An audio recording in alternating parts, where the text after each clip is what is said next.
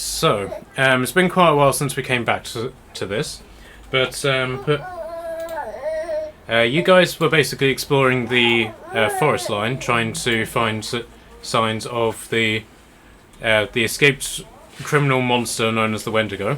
After a lot of arguing and cliff climbing, you eventually came to this outcropping, where, upon sort of like entering what seemed to be some sort of barbaric shrine, you've now been attacked by a cockatrice, which is several times larger than what it should be. Beautiful. Lovely.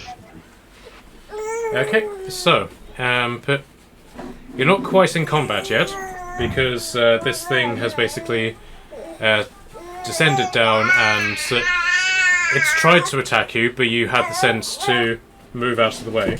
But right now it's trying to work out why it hasn't eaten you yet. Adios. I'll see you later. Yeah. Does someone has animal Thank you, handling? sir. So I've got advantage on animal handling skills. Okay, and you are sort of second to the closest, so feel free to try that. I am, however, at a -1 because of my wisdom.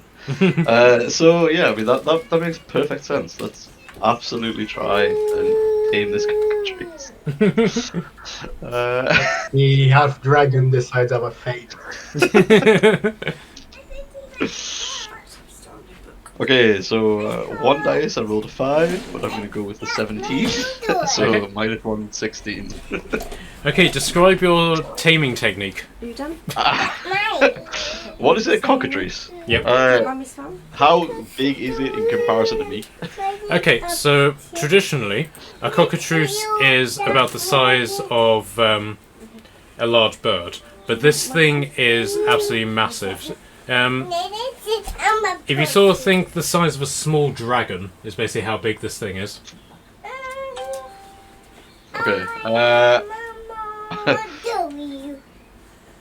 I guess I'd attempt to sort of like go up, like with a hand out.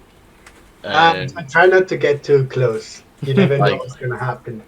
Sort of slowly approach and keep myself on guard. And if it starts to like sort of like snarl or anything sort of towards me, I'm going to do the same back. In like an alpha kind of situation. Okay.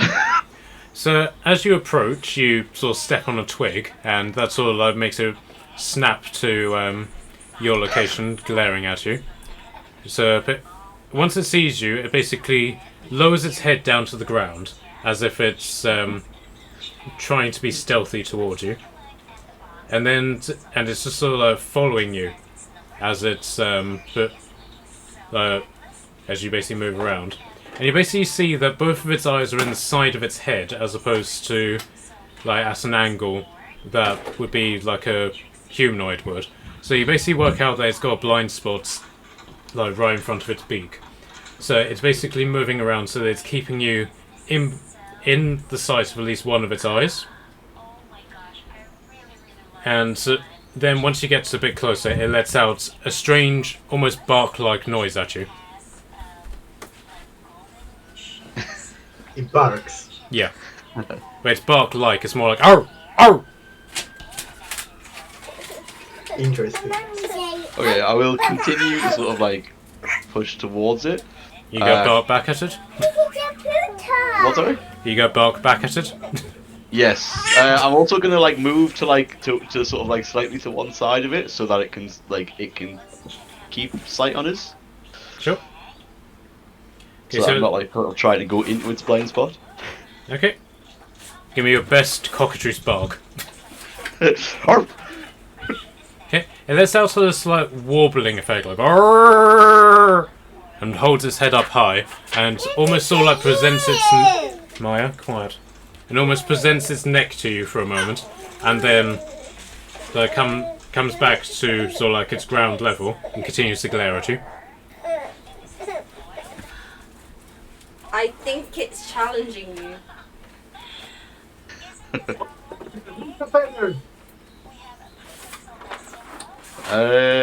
Can I attempt to intimidate the cockatrice? Sure.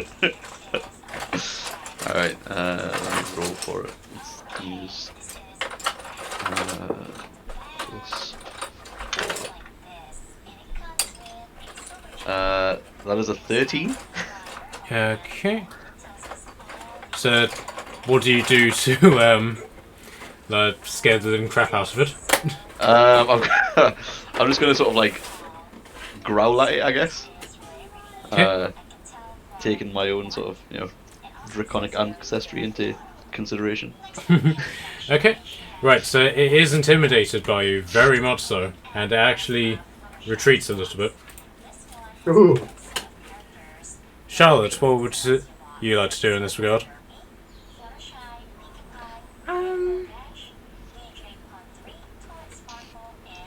Well, it's not currently trying to kill us, is it?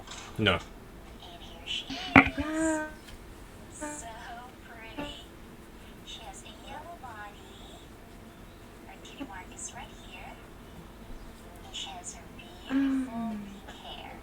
Should we come back to you and then McKelly to have his turn? Is it worth us trying to sneak past it? Like, if one of us keeps trying to distract it and we try to sneak past and get out of the way, I don't know if we necessarily have to fight this. Yeah, It you might can be best definitely to- try, I don't know. but you can try like cutting through these sort of like bushes and tree lines, see if you can get to this area here. So do you want to give me a stealth check, Charlotte? I sure can try.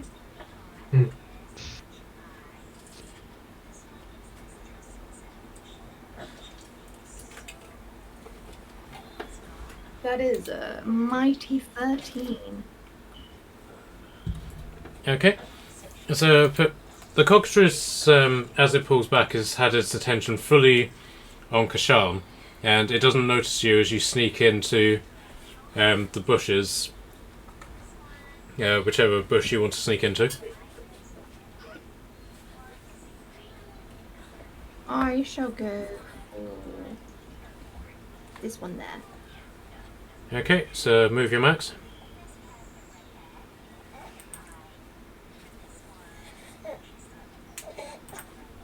So that'll be about... I think she's gone to the one I calculate as the maximum move. Yep, okay.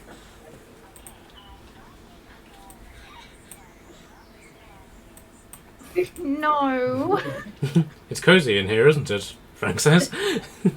No, it's not. I'm gonna be whispering as I talk to him, be like, no, it's not. This is a really bad time for you to show up if we make a loud noise. That'll see us, and we really don't want to be seen. So please, can you just be silent for a moment? Oh, if you say so, sport. Yeah, but I'll let you make up for it later. You just hear a voice saying promises. Oh, yeah. Okay, McKelly, What have I what would you done? like to do? I see. You want to try stealthing as well? Yeah, I see Marie disappearing to the bushes. I'm trying to do the same, but on the other side. What's better? Okay. Give me a stealth check. Would like to me. That's me. Ha! 9. Okay. Again, its attention is fully on Kashan. So if you basically moved in that direction, it would see you. But if you moved in pretty much anywhere else, then you'd be okay. So say I if you guess were to move in the same direction as Charlotte, you'd be alright. Yeah, I just follow her. Now, what would you like to do? Can I challenge it Okay. to a dominance battle? Okay. Right, so give me an intimidation check. Intimidate like your life depends on it. Because incidentally, it might. 12. 12, okay. Unfortunately, that wasn't enough to intimidate it, so it looks at you and give me your attempt to intimidate. staring at it. So it's going to basically look at you, taking its eyes off Kashan. It's going to look down at you and try and give you a nip on your nose. Can I bite back? Before we do that, what's your AC? Oh gosh, it's really awkward with these guys. I have to check every little stupid thing because things change with mine.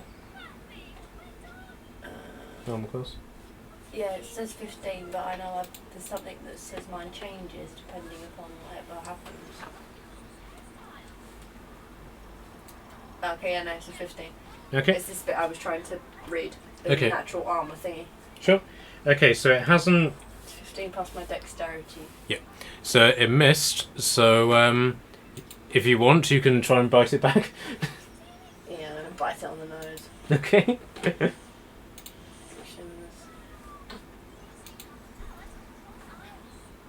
I got an 8 to hit.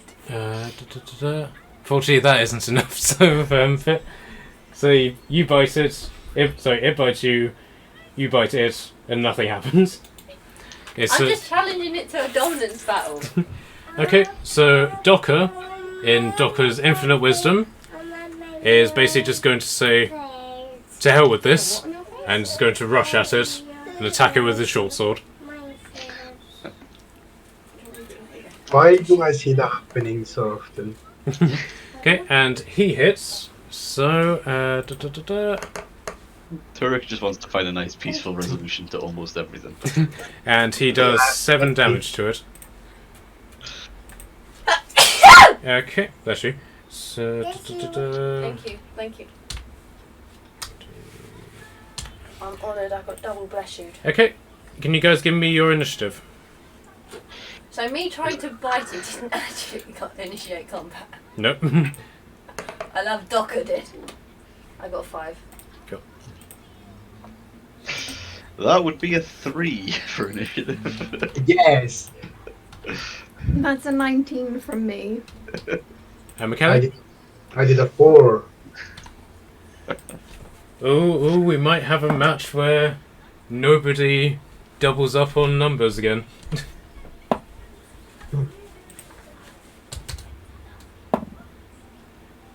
Yes! Finally. Right, let's hope I get them in the right order this time. Yes, right. 1, 2. Okay, so Charlotte, you're up first. Okie dokie. First of all, I'm gonna go charging in. So all pretenses of stealth are forgotten. Well, I'm just gonna follow suit, I guess. Mm-hmm. And I'm gonna have a whack at it with my mates. Okay. hopefully. Yeah, then the rest that means. I can use it for a soup later. Does an 18 hit? Yep.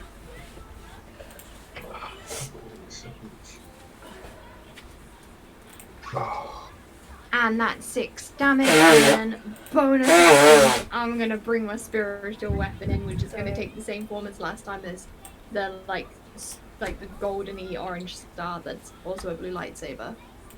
Okay. Nice. Okay. Is that your turn up? Yep. Okay, so the cockatrice is going to make an attack. And it's going to just take one look at Docker. It's going to let out his warbling growl again, and he's going to try and bite his head off. Which hits. And Does it fling him like a javelin? Okay, so it has done... Oh, lovely. 5 damage. Okay.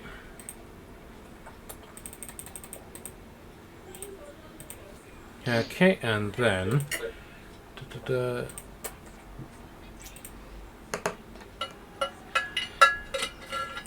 Oh, now that's unfortunate. What? Okay, so, but the cockatrice basically takes a bite out of Docker. He lets out a slight yell as creature's fangs clasp around his arm and then let him go. At first, he doesn't seem particularly injured, but then his hand starts to turn grey, very, very darkened, and so then all of a sudden his arm just falls heavily to one side, and that arm is completely unusable as it's now turned to stone. What in the world? Oh my god. Okay. It seems like an idea not to let it bite you. I wonder what happens if I bite it. Just a thought. Okay. When it's stone teeth. Okay. So Josh, with his main arm now completely useless, is going to attack with his other arm with his dagger. Wait, what am I rolling? I'll use D20 for that. Dagger.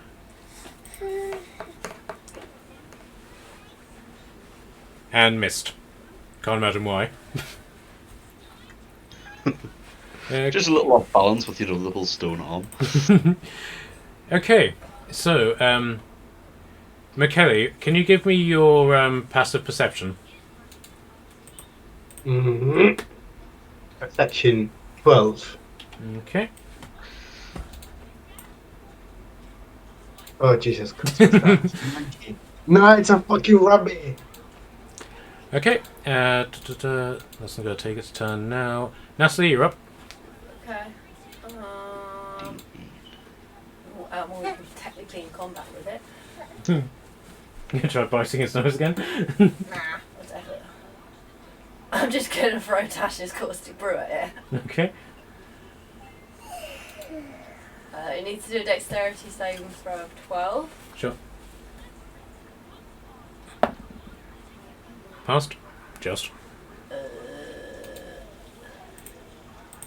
Also, have you guys given yourselves long rests from the one shot that we did as well? Oh no, I forgot. Oh, yeah. wait a minute. Oh, good, okay. I must Right, so it takes damage this turn, but no damage afterwards because the acid doesn't stick. Yeah. Yep. So it takes 3 damage. 3 damage. Okay. I will do my long rest and then put the cast spell on. Yep. That's okay. Okay. It is looking quite hurt in comparison to what it was before. But obviously it didn't look like the cleanest creature before, but you can tell now that it is hurting and not doing particularly well. Oh, Is that your turn done? Yes, because I currently. Oh wait, can I do Hungry Jaws? Sure. It's my bonus action. So I'm gonna make a bite. Means I get to do a bite attack on Okay. it. Okay. Sorry, Maya's demanding movie at the same time. 9 to hit. Yeah, unfortunately that doesn't hit. Okay, then I'm done then. Okay. McKelly, you're up. Come on, bathroom. Hello. So, do I see there's a rabbit next to me? Yes. Right. Do I notice that he's looking at me? It was specifically trying to sneak up on you, but you've basically spotted it before it's attacked you. Okay. To shush it away. Puss. So intimidating. Yep. Give me an intimidation roll. Puss. Oh, -1. Oh. Alright, guys, I did a 0. Yay!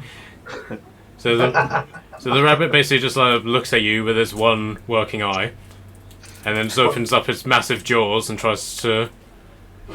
But just it doesn't necessarily bite you, but it makes the action of trying to bite you, and you can tell it's very much not intimidated. Well, yes, I can see. So I'm just gonna, with my pole arm, I'm just gonna attack him. Okay. Smash him on the top of the head. So rolls a 11, 12. Okay, so despite the heavily armored nature of this rabbit, that does hit. Oh, nice. Well, both of them. Yep. Okay.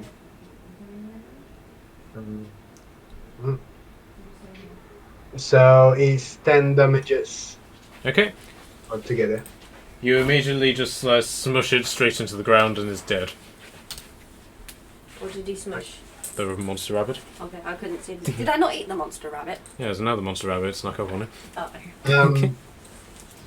Can I, since I didn't use a bonus action, can I try to throw it to the cockatrice?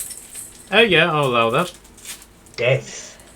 I think this baby is a monster rabbit. She just mauled this octopus. Okay, so the square that's next to the sword is a bunch of rocks, so you can attempt to get on top of them, but that will take up your bonus action. If you move into the square next to Docker, then you'll be able to attack it.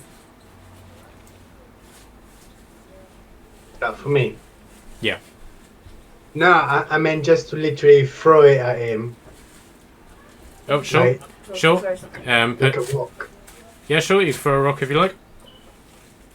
No, but the dead rabbit instead. Oh yeah, sure, throw the rabbit. For the rabbit. Just grab it by its ears and just swirl it over your head and just there you go. So is a 13. Yep, that hits it. I seem to have the bad throws today. How much damage does a flying rabbit do? Bear with me. What is it? I was gonna say, what is the damage on a flying monster rabbit? It's making so much, it's so hanging. This is chaos at its finest. This is truly what this game was made for. What's your strength, McKelly? 12. So plus 1. Okay, so you can throw him 15 feet.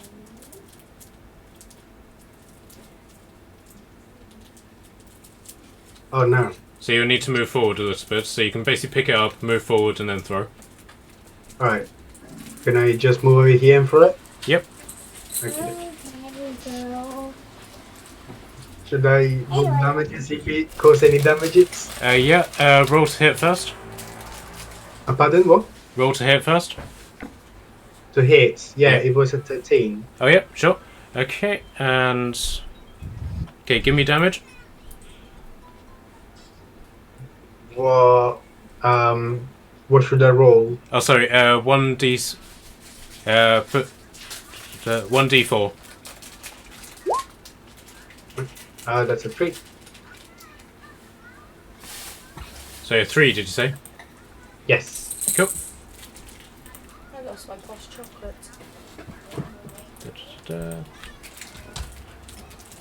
Okay. Okay, David, you're up. You mean your hotel chocolates? They're in that cupboard. Right, I'm gonna notice that Docker's arm just got turned to stone, and I'm gonna safely sort of stay where I am, and I'm gonna throw the spider sting javelin. Sure. So let me roll like that. So I rolled a 19 to hit, which I'm assuming Yep, that does. hits. Yep, that hits. Just. Right, so 1d6 and then 2d8. So that is 5 on the d6, so 8 normal damage, and then 2d8 poison. Oh yeah, it was the poison one, was it? Ooh, Yep. Okay. That is a 6 and an 8 on poison, so 14 damage, so 22? Am I doing that right? Right, good. so it'll be the damage of the stinger, and then So I rolled 5. So the 2d8 was a 6 and an 8, and then I rolled a 5, which I got plus 3 on the d6. So 8 for that, and then 14 poison. okay, so 22 damage. Yeah. Yep. Okay, this is very dead. Yes. Nice. Hmm. These new dice are doing well so far. Well, since I guess from that direction I didn't see you throwing the javelin, so I guess my kill him.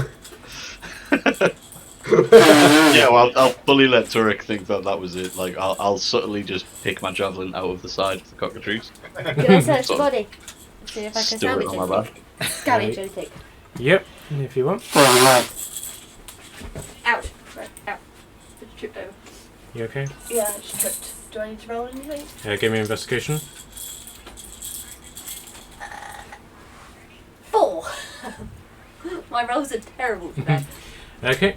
But you can see that this monster has actually been gnawed on by some other predator of some sort.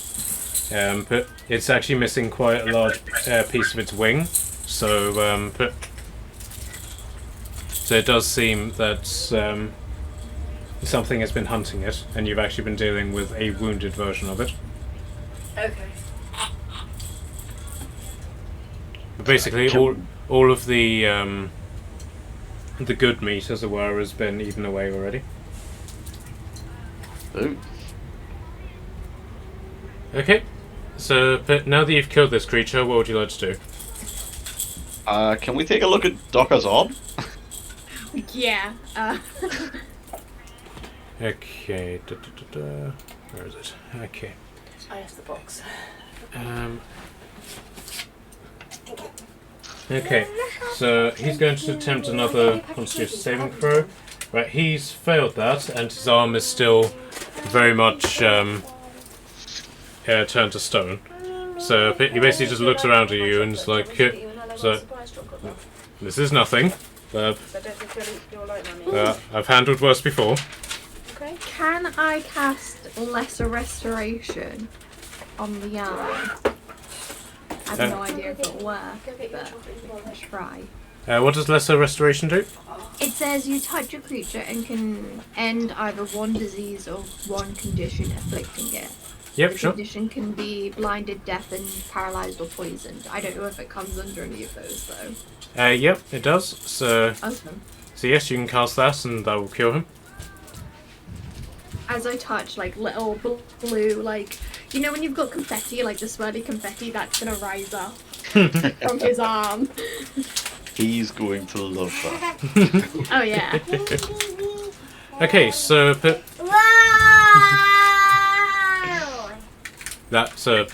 that child voice basically just echoes as you do it, and his arm very quickly turns back to flesh.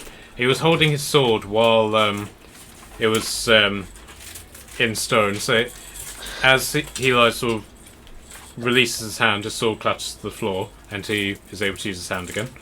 And basically just looks at you and says, "Thank you." Anytime, with like a massive smile on my face of like cuteness and light and love and happiness and joy.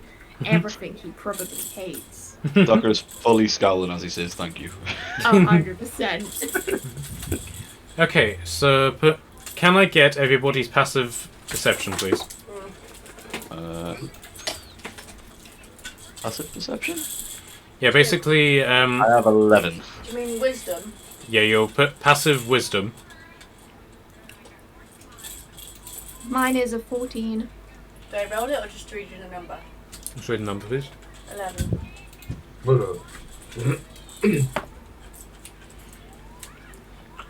And Kelly, what's yours? 12. Okay.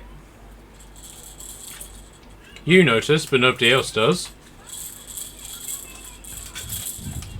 Another one is starting to creep up through this sort of tree line. Sorry, one sec.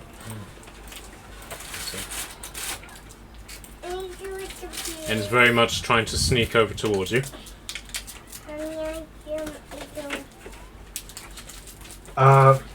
I just slowly. Okay, can I move as well, right? Can I just Yep. do whatever? Right. I'll just take a few steps behind, back, and I'll say, point to say, "Fuck, guys, there's another one over there." Okay. Right, so back to the top of the line then. So bear with me. Charlotte, you're up again. Okie dokie. I'm gonna first of all hopefully cast Hang on. I'm gonna try to cast Firebolt at it to start off with. Okay.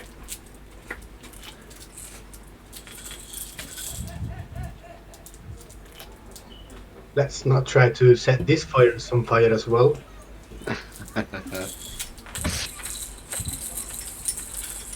Does 15 hit? Yep, that hits.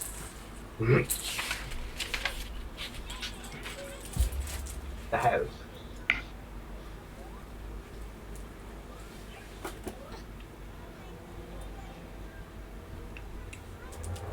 Okay, so give me damage. That is 100. 100? Where? Sorry. I was reading the range as I started speaking, so I said 100. That is 7 damage. 7 damage, okay. And does that set things on fire as well? If it hits anything that is flammable, then yes. Stop stealing Okay. my job. Okay. Oh, sorry.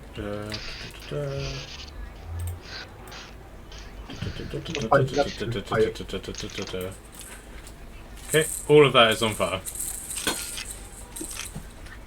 it's not only me that cooks things. Oops. And then bonus action, I'm gonna send my spiritual weapon and hopefully hit it. Okay, give me an attack hit.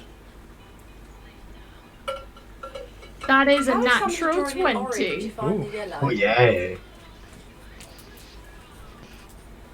Someone's changing their colours. How are they changing their colours?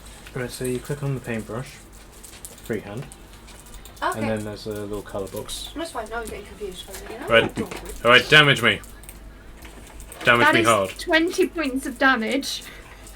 Oh! Okay, so it lets out a howling yelp. And that echoes around the entire forest. You sort of like feel it in your, like echoing in your body. Bones. Okay. Right, so with that... Kashan, what's your armor class?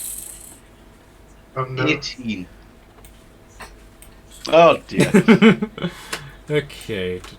You make Oh, a film no. there it is. No. Oh well, that did actually hit. Wasn't expecting that. Okay. Okay. Okay, it has done.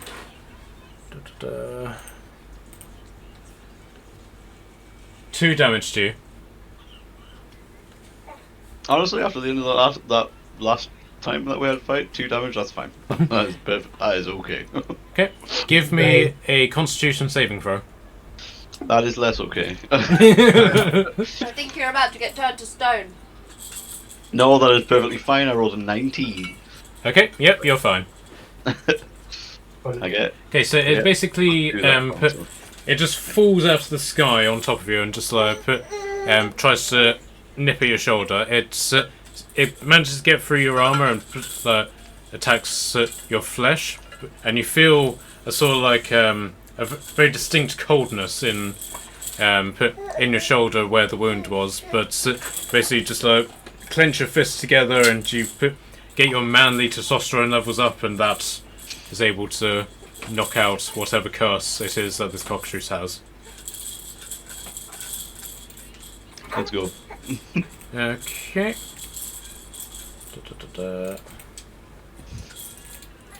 Okay, so Docker is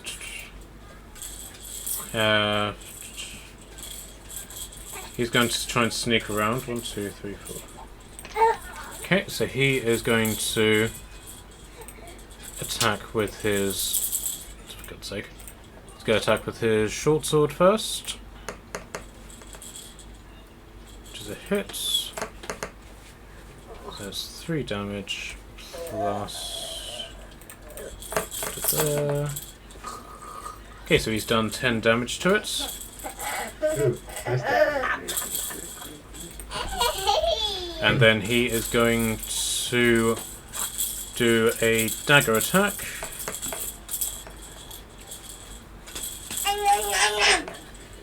which does 5 damage. We don't eat the cockatoos.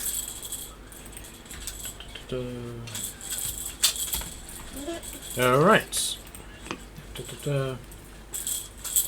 And then that's self check. 1, No. 2, 3. And unfortunately, Whoa. this one came out of the ground in the fire and burned to death.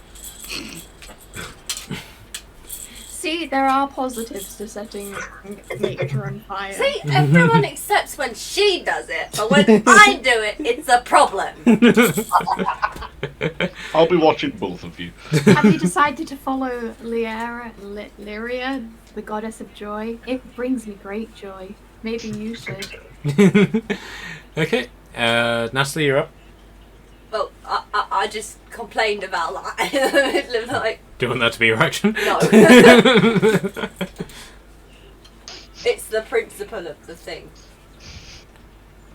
That spells, right. It would help if I could read my profile properly.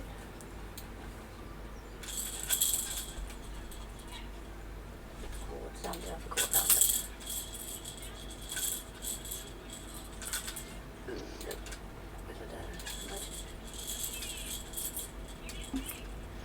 Can I just do magic missile? Sure, on which one? Well, I get 3 darts. Mm-hmm. Um, Just go cast them on the rabbits, or... yeah, can I just...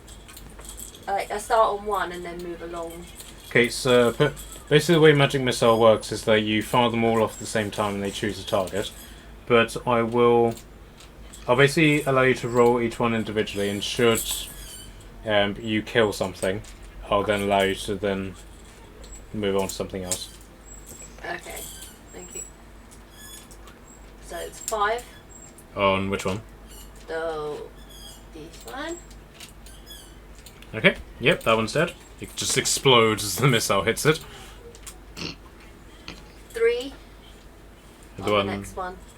Along the line. Okay, that one also explodes, and its like entrails just spray over Charlotte's character. 3 again. Against. The other rabbit. Okay, and that one basically just looks at the missile just coming towards it, and just shakes its head, just lies down, just accepts its fate, and dies. And then I'm going to use my bonus action to sit there and complain about the fact that she can set things on fire and I'm not allowed to. And Maya's going to sit there, that's me moaning apparently. Okay. I'm that annoying 3-year-old that you have in your head. Okay, McKelly, you're up. So, since Turek is really convinced that the rabbit before killed the cockatrice, is trying to doing again. Okay. So you just go grab the nearest rabbit and throw that at the cockatrice. Yes, Okay, which cockatrice are you going to attack? Blue or green? the one on fire, the blue one. Okay. So I thought that more or less the that rabbit was in there. Yep. So, in one step and then trying to throw the rabbit at it. Okay. Give me an attack roll. Yes, 23. Okay, that hits. So 1d4. 4 damages. What was that? 4. Okay. The cockatrice is dead. Ah, Dave. Okay, so that was your attack. What would you like to do as a bonus? Hey, the gods, it's like these animals are really deadly. Bonus action, there's a bonus action. Can't hear what McKelly is saying. So what was that, McKelly? No, nothing. I'm not gonna do nothing. It's just gonna be staring at the deadly rabbit. Okay. I'm trying to get another one soon. Okay. David, you're up. I'm just gonna fully turn on this cockatrice that bit into my armor, and I'm gonna swing at it with my great axe. Okay. So what do I get to hit? Plus 5. Maya. You don't So give me that. that is 15. Okay, that hits.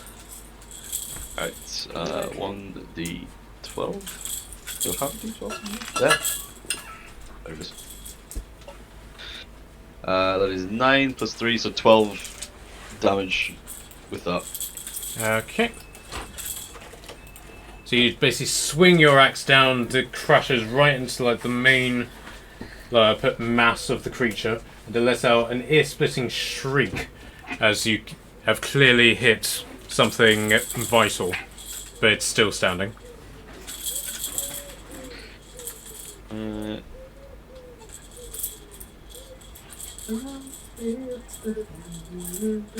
Is that your action done?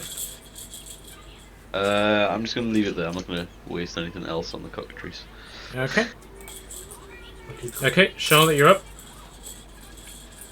Okie dokie. I am gonna cast. Okay. First of all, I'm gonna take a.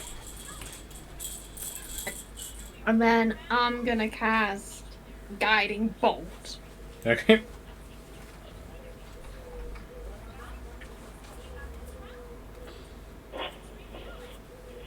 And that's another natural 20. Okay, give me 1 sec whilst I roll a lot of damage. Okay. I can't help but feel that we're wasting our crits here.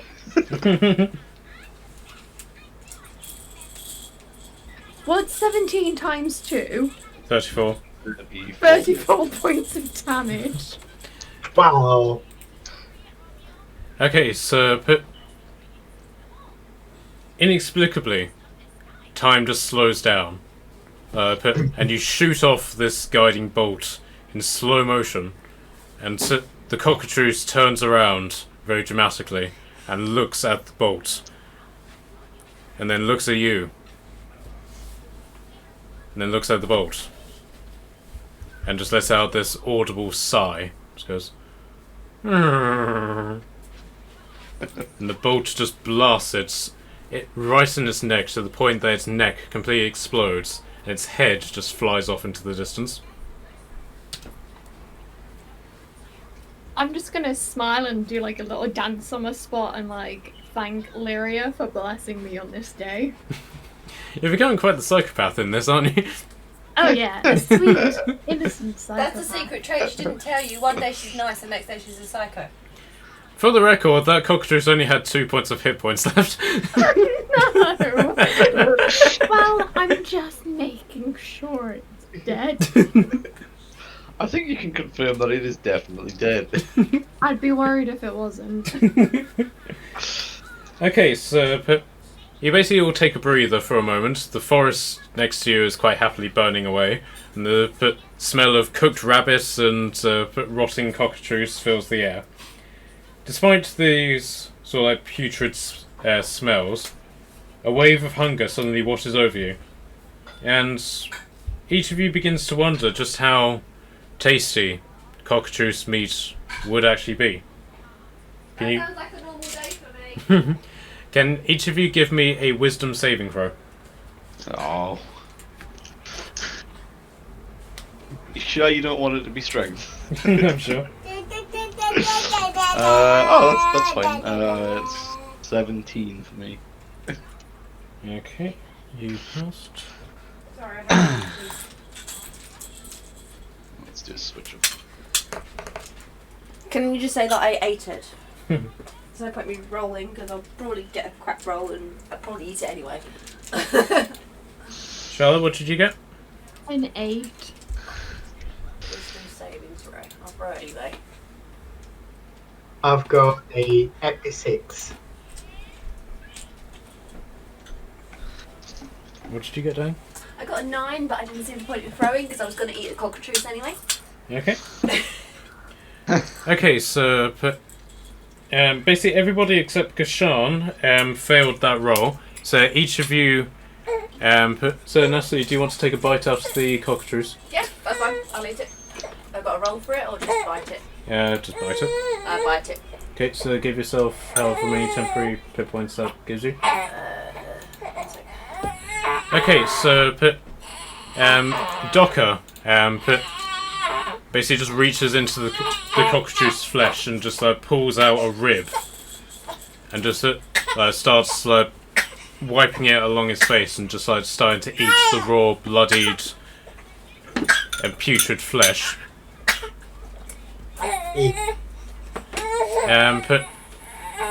So Turek and keep on forgetting what your character's name is, Charlotte. Marilla. Really. Morella. So Turek and Morella, you guys fortunately you have the sense to head towards the corpses which are in the fire, so you sort of get cooked meat, as it were. Oh, can I use some kosher salt and sweet cayenne pepper to put on top first? What was that? Some kosher salt and cayenne pepper to put on top, just to give a little bit more texture. His Sure. flavouring is me. Sure.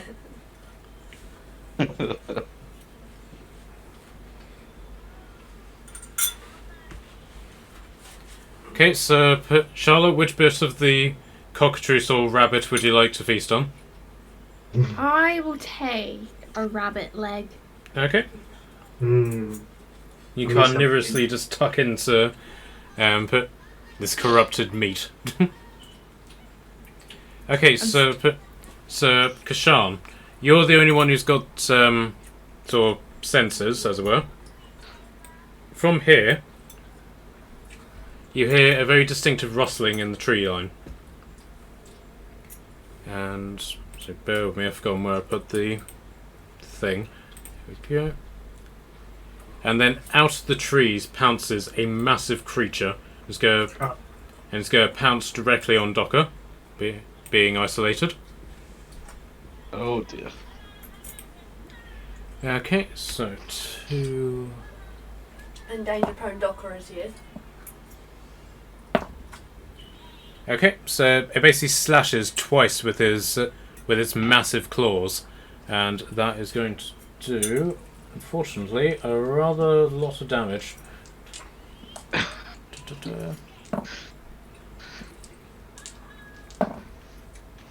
Okay, so that's done 17 damage to Docker. Is he down? Yes, Docker is unfortunately down. Fantastic. Oops. Okay, so the creature is massive. It's basically a monstrous. Sorry, one sec. The sense of rotting flesh and death and decay basically just hits you like a brick wall. The creature is a good 10 feet tall, and it appears to have once been a human male, whose sort of like insides have been stretched to impossible lengths.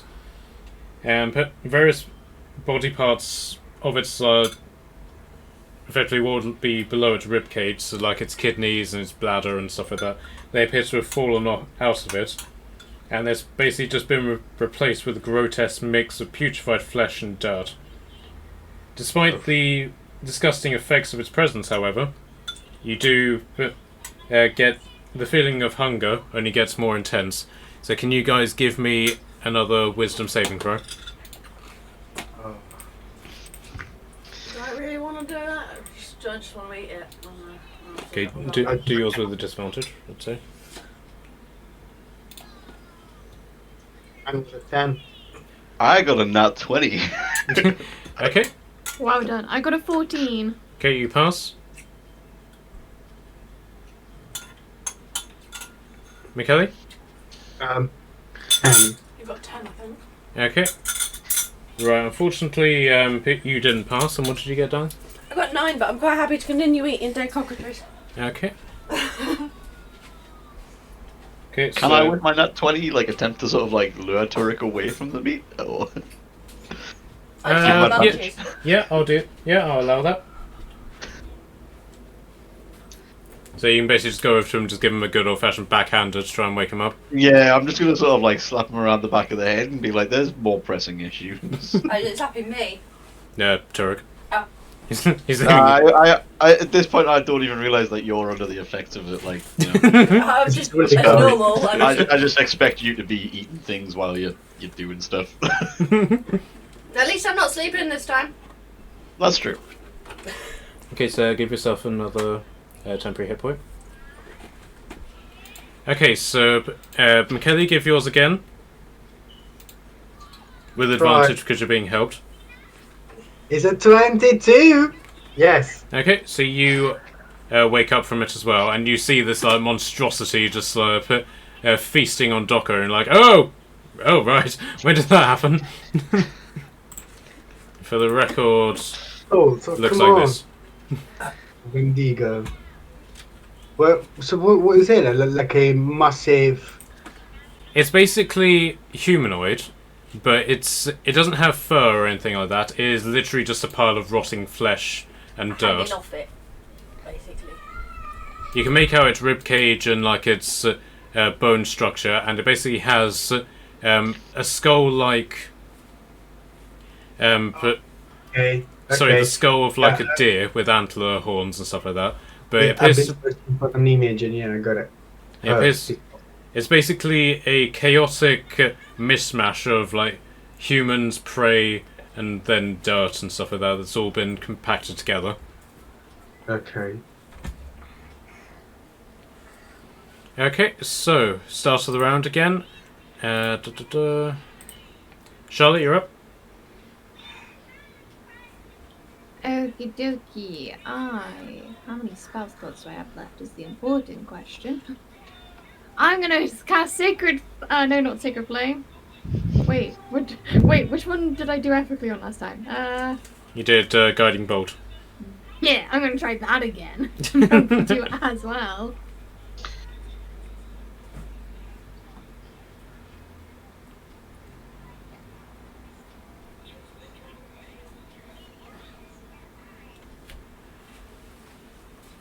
That is a 20, but not natural, but I'll still take it. Okay. Yep, take it. Do you want to try some rum? Do you want some rum?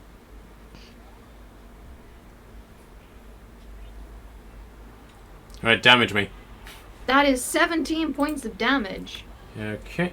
What type of damage is it?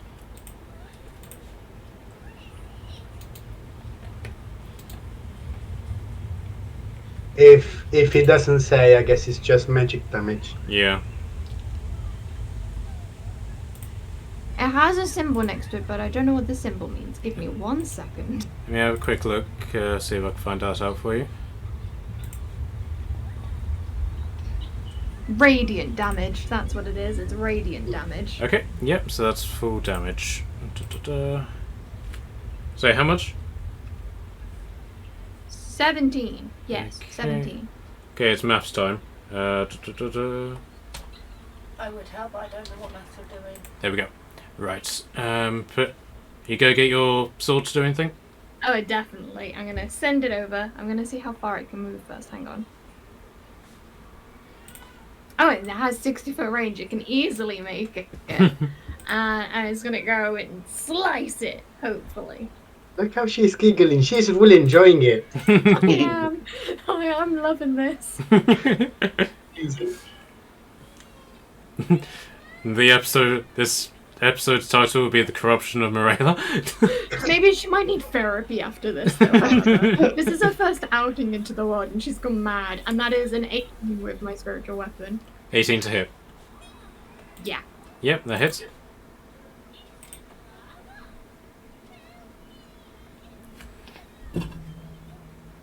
And that is 4 little points of damage. 4 points. Yeah. Okay, is that slashing or radiant damage as well?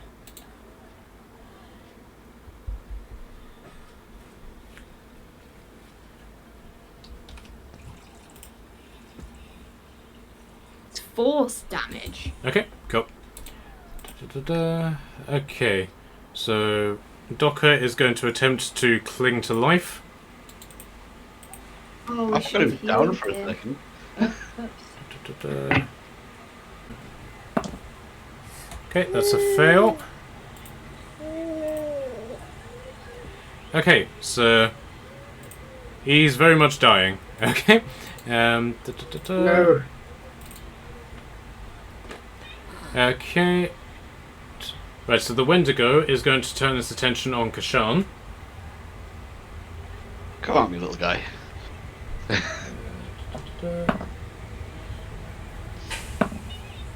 Okay, so one of its attacks hit you.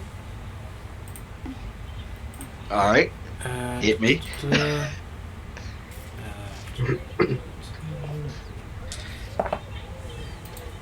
Okay, so that's done. 16 damage to you. What? On one attack? Yep. Jeez. Okay. And I swear these then enemies always hit better when they're fighting me. and then it's going to no, it's going to stay where it is. Okay.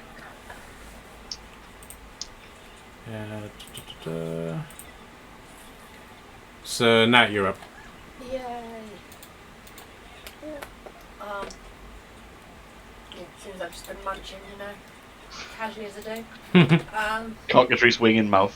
Yeah, I'm just sort of like got a cockatrice now, wings, sort of like, what's going on?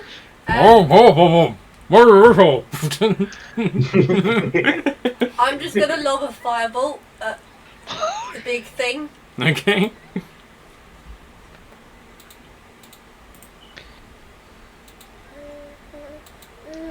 21 to hit. Yep, that hits.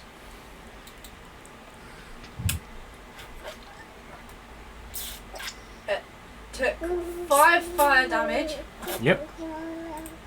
and anything that this thing is holding or anything that can be flammable, like, if it isn't being worn or carried, Okay, so Docker's not being set on fire then. it goes on fire. Okay, it's not quite standing in the tree line, so the tree line's safe this time. It's just a direct spell, so it's anything that this thing's got Yep. on its person that it's not wearing. Okay. So technically, does its skin go on fire? Unfortunately not. Okay, well, it took 5 fire damage. Sure. You go take another bite out of it. No, I'm just munching on a cockatrice wing. You can do it as a free bonus action. Yeah, I'm just going to continue eating cockatrice wings. Okay. Give I'm me. going to stand there and roast it with the fire I've just made. Okay, so give yourself another temporary hit point. Just munching on the cockatrice wing, throwing out firebolts to the side. I'm helping, I swear. This is, and in the background, there's a camera guy just filming his next put hot sauce advert. Okay, Michele, you're up. Just a second.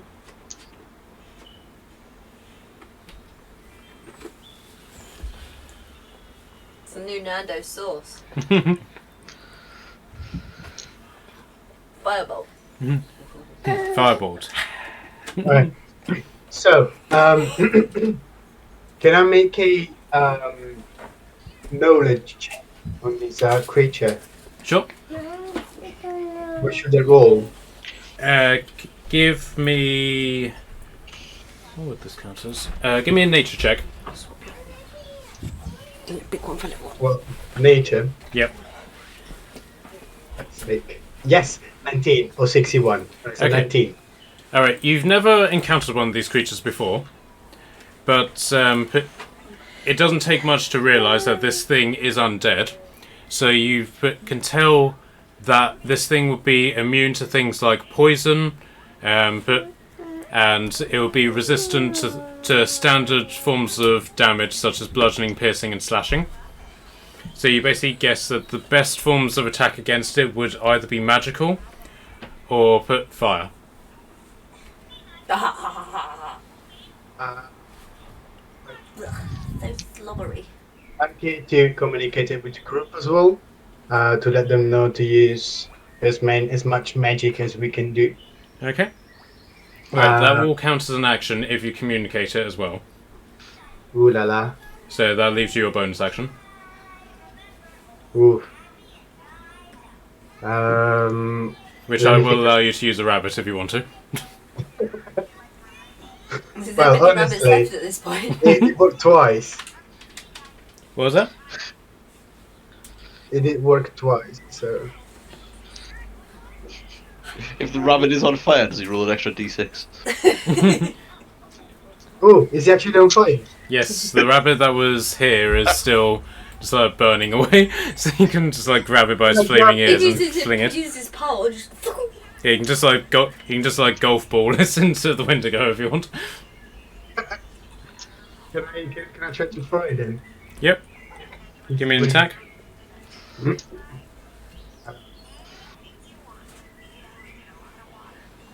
It was almost a crit, by the way. 24. Okay. Right. So give me 2d4 worth of rabbit. 24. Okay. Why is not doing it? All done. I don't think my boobs are springboards.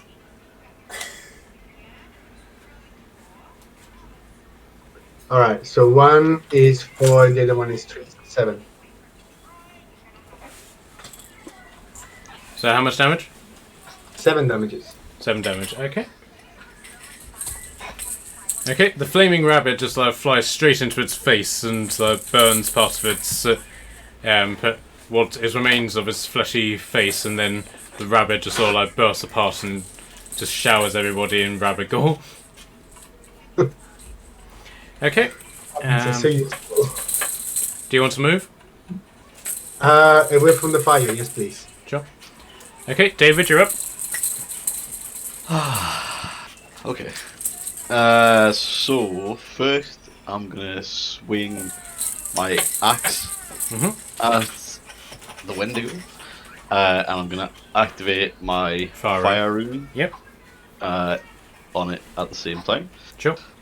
So let me. Okay, I am prepared for the fact that you may one hit kill this thing, given how much damage you did last time with this thing. Well, I can't activate like Giant's Might and stuff as well because it's all like bonus action. So I'm not. I mean, I can still potentially crit, but that's still not going to be quite as much damage. So, does a 17 hit? 17. Yep. Okay. Okay. Right. So I need 1d12 and 2d6. So. Yeah.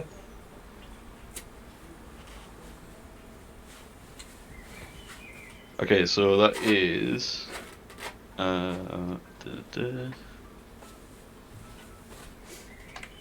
so 11 on normal damage, Okay.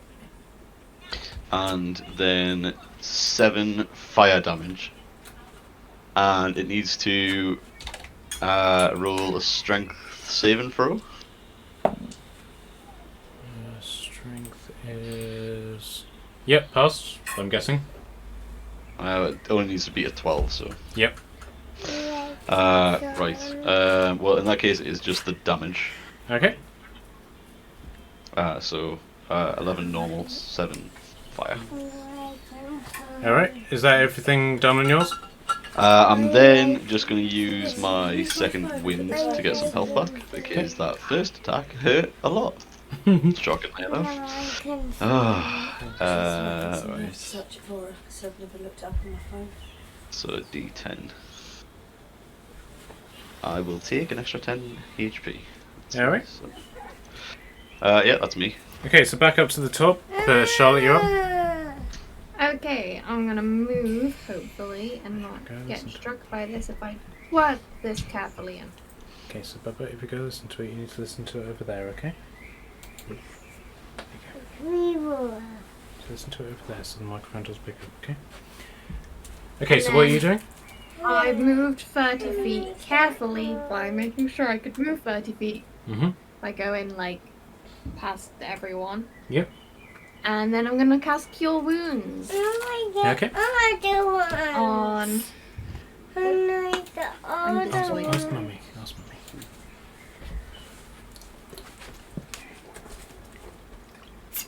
If that's not the one she wants, it's my mother told me. And that is 12 points of healing. 12. Yep. Okay, 1, 2, 3, 4. Okay, Docker is back up, looking very pissed off, but otherwise grateful. And then I will bonus action use spiritual weapon.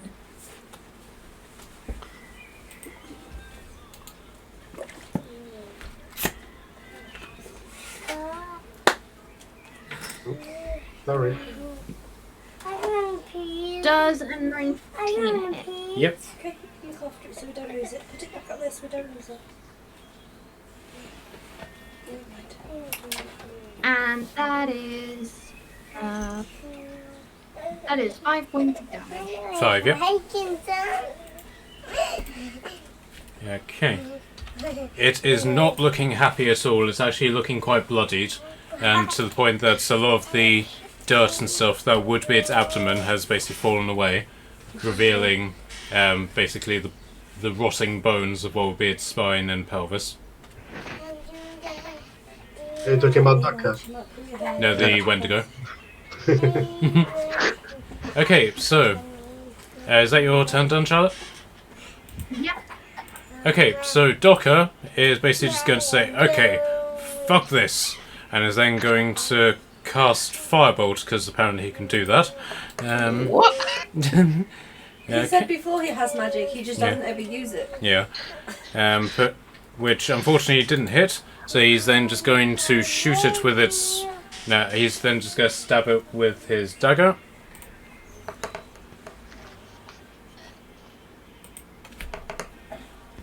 Which does 6 damage.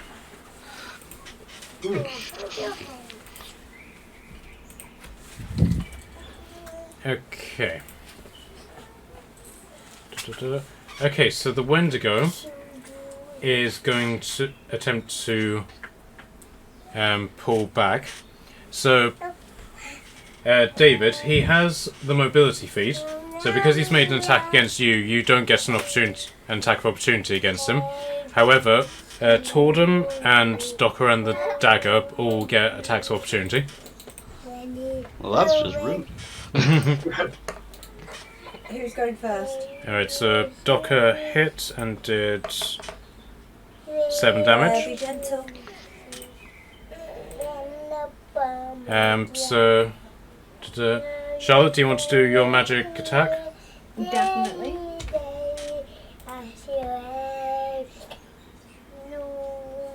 That is a 23. Okay,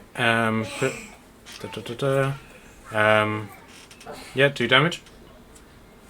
That is 3 points of damage. How many? Do you want me to press 3. Fine. 3, okay. No, it's fine on that. And Natalie, what do yours? So it's just basically just Yeah, hit. whatever is in your hand at the time, so I'm guessing that'll just be a bite attack. Yeah, I was saying I don't. That's what I'm saying. I don't have anything.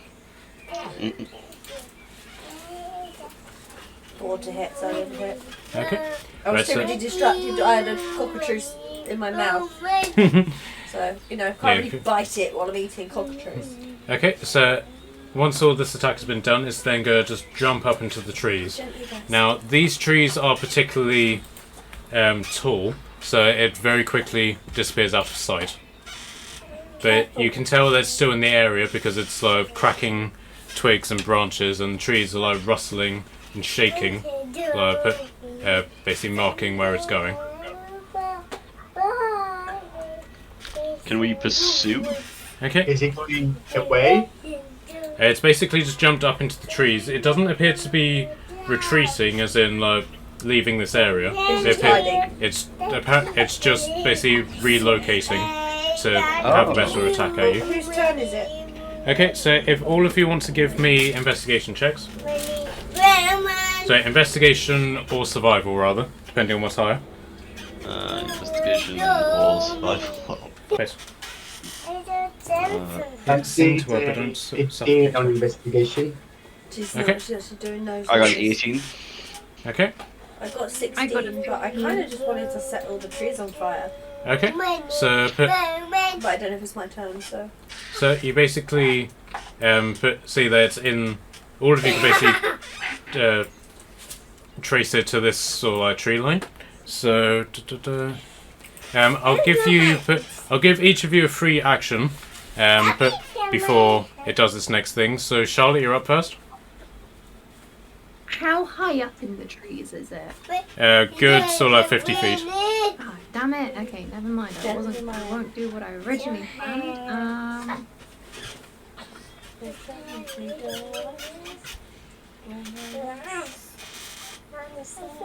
I will cast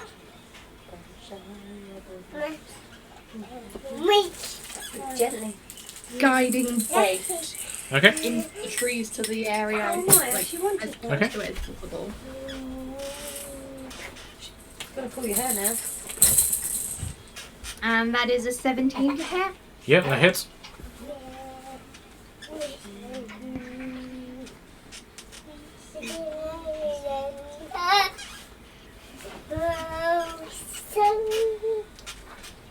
Gently now. That is 13 points of damage. Okay.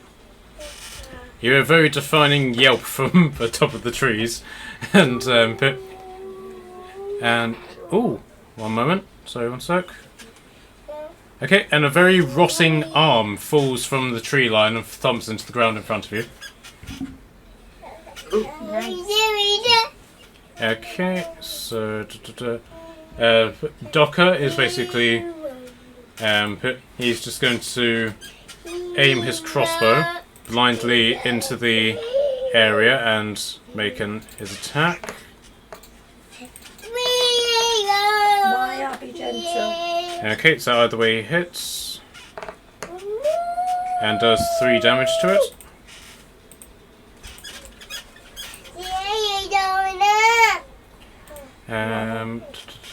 Nat, you're up.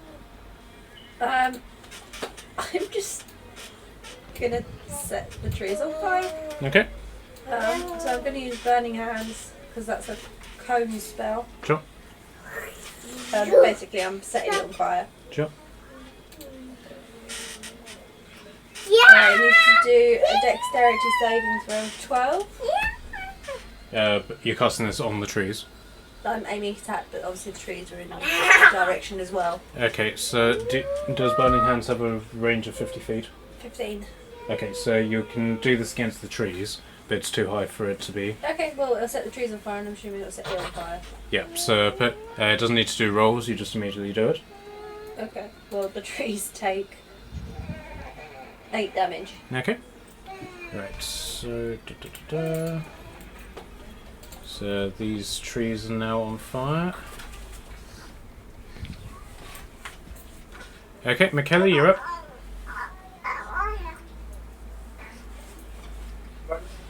Where he is more or less. It is. It's here. 50 feet up. Yep. I feel kind of useless right now.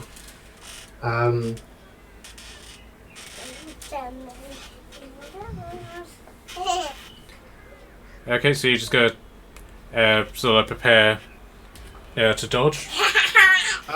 Yes, I suppose so. Yes. Okay, and David, you're up. Okay, so I'm gonna activate my giant might, Okay. and then can I assuming that it's gonna like sort of like leap from the trees with them now being on fire, can I prepare to attempt to grapple it as it does? Sure. Gently. Okay. Right, so predictably, the Wendigo does leap out. Okay. So it just simply lands in the middle of you guys. I think we might need you to don't shrink the say. token a little bit. Okay, so but it's going to attempt an attack on both Michele and Gashan. So It's grapple, does that do anything with it? Or is that the attack? it will do its attack first and then you can grapple it. So Michele, because you prepared to dodge, it misses you automatically. Mm-hmm. And then its second attack will go against Kashan, which misses. So now you can attempt to grapple it. Okay, so I get advantage on strength checks with my Giant's Might active. So I did roll a 4, but I'm going to go with the 19. Okay. So what's your overall score? So 22. Okay. It got the same roll, but I'll say with the fact it's only got one arm now, it's but you win the grapple. Okay, let's go. So it's now restrained, right? Yes. Okay. Right. Okay, so back up to the top of the list. Charlotte, you're up. Since Sorry, what was that, Michele? nothing, it's fine though. Okay. Charlotte, you're up. I'm gonna move because I have no spell slot. Oh no, I do. I have no spell slot. That's in English. Yeah, I'm gonna go up and I'm gonna attack it with my mace to start off with. Okay.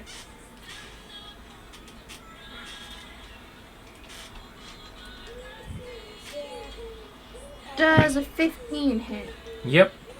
And do it with advantage because it's now restrained. I'll stick with the 15. Okay.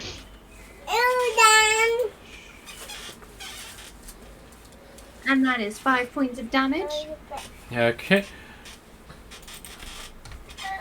Okay, And so my little spiritual weapon's gonna go in and try and do a little hack at it. okay.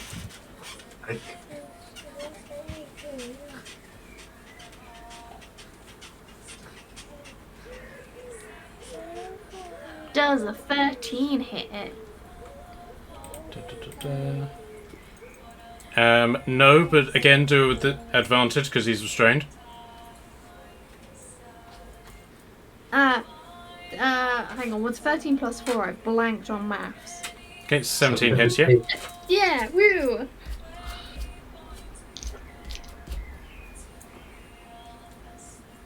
And that is 5 points of damage from the spiritual weapon. Okay, describe the kill.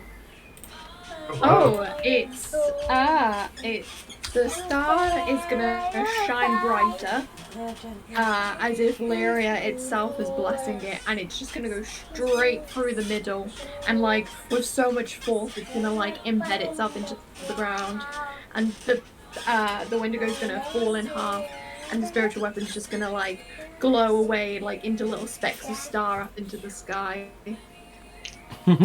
Love it. Alright, so, Kashan, are you still holding on to the severed upper half of it?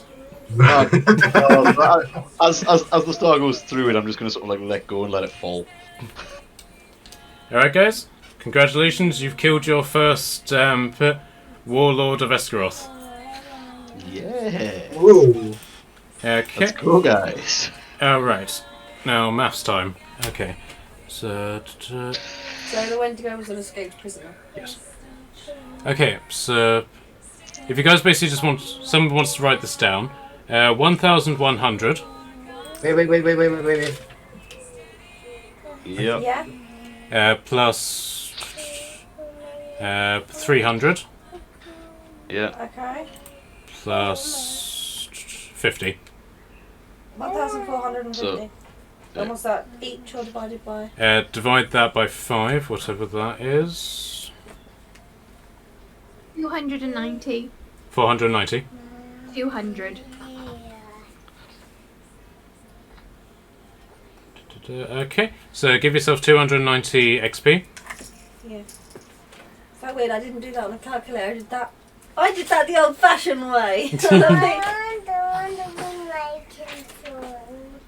You have to take the phone, Daddy. I don't know what the Green Viking song is. Okay. So now that the forest is casually burning around you, Charlotte, can you give me a where is it? A wisdom saving throw. Ooh. No. I rolled in that 1, which makes it a 5. Okay. Right. So you have gained the curse of the Wendigo. So you feel like a sort of coldness emanating from the Wendigo's corpse, and just sort of washes over you, and you just feel this pure coldness wash over, but you don't feel anything else. It doesn't damage you or anything like that. Okay. Can I take a quick moment to pray and just be like, can we make sure everything's okay, please, and that no harm comes to me and my friends? Okay. Are you just going to randomly start sitting down and praying, or are you going to... I'm just gonna, like, stand there for a sec. I just sort of look up to the sky and murmur the words quietly under my breath. Just like as a quick little prayer, and then go, so, that was odd. Maya, quiet. So what was that? So I'm gonna look up at the sky, murmur the quick prayer under my breath, and look at everyone with, like, what I hope looks like a happy smile, because I definitely don't feel that right now, and go, huh, that was odd. Okay, so you're keeping it secret that you're cursed. I'm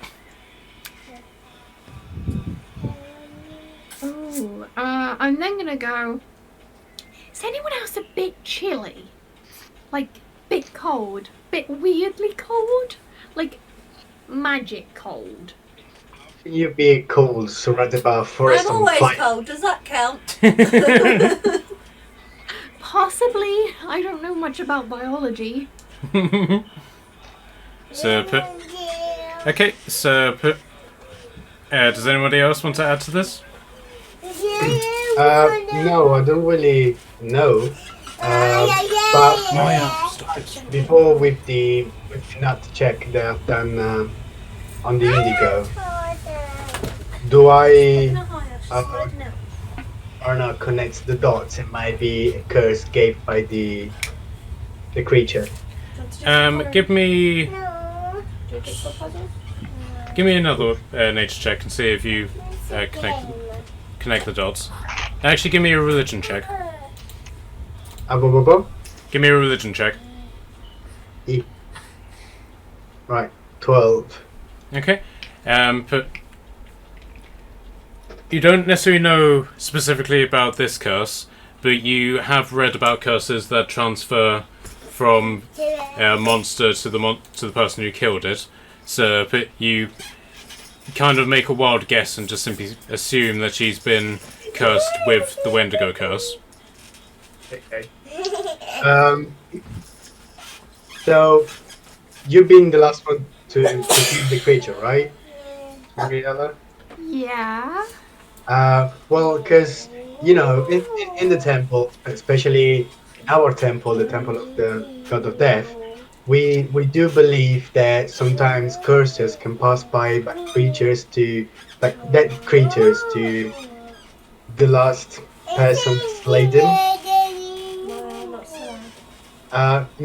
Cannot be a curse. It could just be something passing by or just COVID. I don't know, but I hope you gonna be fine soon. And if you got any problem, just let us know. Yeah. Will Okay. do. I don't think I'm gonna hurt you or turn into that. I mean, it looked human. Oh god. Oh no. Oh no. I think I should find a temple and pray and say my last rites and bury myself. If this is your wishes, I can help you out if you want. Not be so hasty to bury her. Why don't we talk to the monster hunters? Okay. So do you want to go back to the alpha base then? What's the NG version? Do you think we got time to have a quick look around first? Okay. The fires are starting to spread, but yes, you do. Yeah, are we in this thing's like lair? Is that what we said? Like it was like a kind of lair kind of situation. Yes, you've basically found its lair, which is effectively a totem to put the more perverse aspects of the hunt, as it were. Yeah, I'll just roll an investigation check. Okay. Oh yeah. I'm gonna drop my dice first. Hang on. That is. Do I add anything to investigation? No, so that's. The lady my mother told me. Okay, so what did you get? I got a 15 for my investigation. Okay. You don't see anything in sort of like the form of treasure or weapons or anything like that, but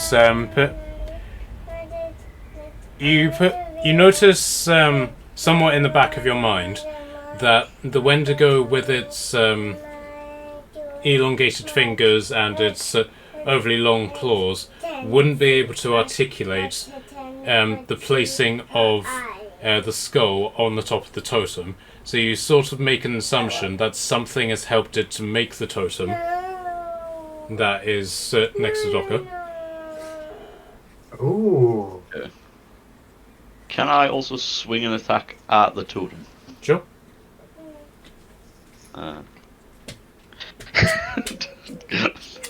There's a natural 20 hit.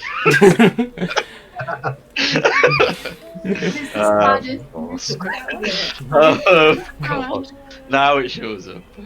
Okay, so the totem is basically just a bunch of twigs with a skull's head, sorry, a deer's head basically put on top. So the whole thing just sort of collapses, and then out of it pours like a little reddish green sort of dust, which just sort of like floats around, sort of up to eye height, and then just disperses. Well, that wasn't weird at all. What did you find? Well, I broke the thing. It was creeping me out. Okay. And then some red and green dust just kind of floated out of it and disappeared. Considering it came up to eye height, I mean, that's pretty high up. Did you breathe in the dust? I don't think so. So download it. I guess it's time for us to go back to the alpha. So I guess I get ketchup check up on us. It would be nice. Yeah, we should go and get some information, I feel. Okay. Right, so you're heading back to the alpha base. Yeah. Okay. So you make your way back down the cliff through De Winter and back to the alpha base.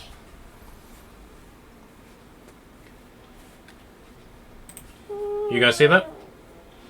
Yep. Yep. Okay. So what would you like to do? I guess we'll head inside. Yeah. First thing we need to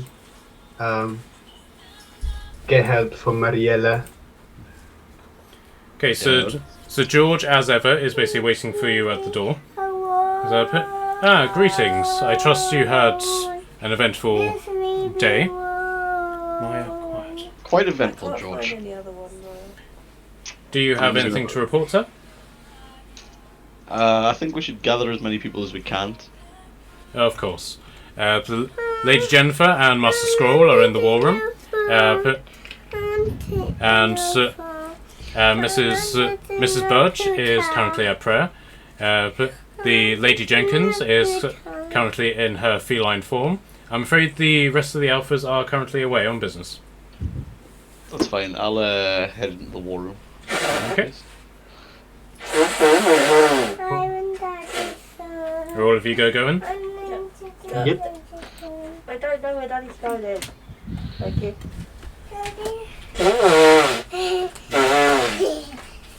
Okay, so... Oh, damn it. Okay, so... As you go in, a tiger basically comes in, holding Padwin in his mouth. What are you looking for, And then as she enters, a few minutes later, Clarissa enters as well. So Jen and Jason appear to be in quite a heated debate about something. So, as you enter the room, you sort of overhear the conversation. We're stretched too thin. Like it or not, Scott made the right decision in bringing them in. We need a stronger presence here. Yes, I know, but I can't, in good conscience, send these people to their deaths. These aren't standard monsters. These are warlords that they're going to be facing. I found the one she was talking about on your phone. It came up on yours, not on mine. Okay, so but as she says that is when you enter the room. I'm just gonna give it. So she basically turns around to you and is like, "What do you have to? What the hell happened to you?" It's been a bit of a day, but you no longer have a Wendigo problem.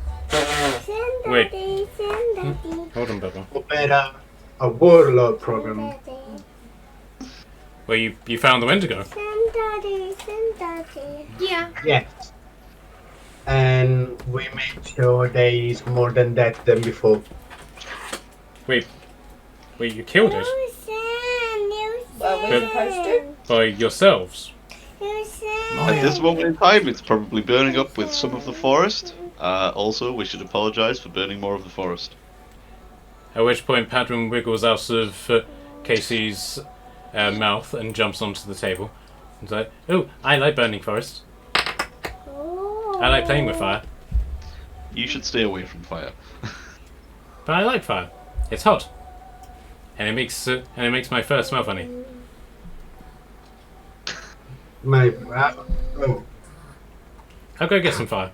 He canters out I'm of the not room. disturbed. I don't know why. Okay. I'm going to shout to George to keep an eye on Padwin.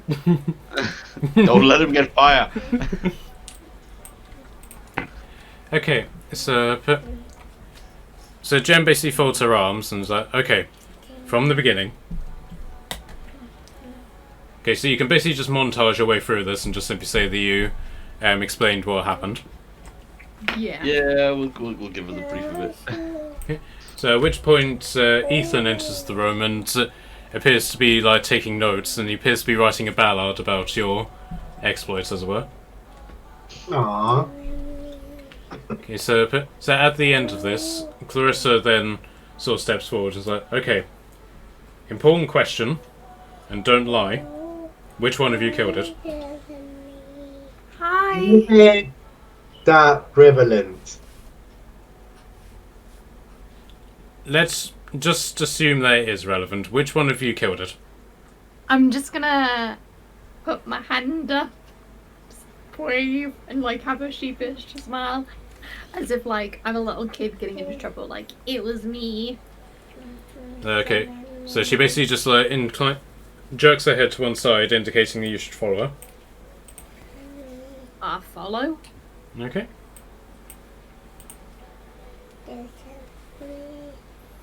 Okay, so she's basically just going to sit you down on the bed and just start examining you, as it were. So, back in the war room. So, you killed a Wendigo all by yourself. It was a team effort. You'll forgive me if I remain skeptical. But let's just say we as a team have gone up against one of these, and to say we didn't come away from it unscathed. Did you guys try to use fire? If you can help. Of course we did. Jason, go check it out. And then Jason basically said, "Oh, I believe them. I mean, these guys look like they've been through hell." And then Jen basically just interrupts him and says, "We can't take any chances. Go check it out." So Jason lets out a heavy sigh and was like, "Okay, where was it?" Give him directions to the top of the cliff. Okay. Tell them to be careful. For Where you fire. see the fire, the forest on fire, this is where the corpse lies. Right. Okay. I'll be back. He says very sort of resignedly to Jen, and basically departs. Well, you might as well get yourselves cleared up while Jason investigates. The rest of the team is out looking for the Wendigo, so no doubt he'll tell them that they're on their way back, and then Scott can deal with you as he sees fit, as he always does with his new acquisitions, shall we say. But in the event that you are telling the truth, well done. You're welcome.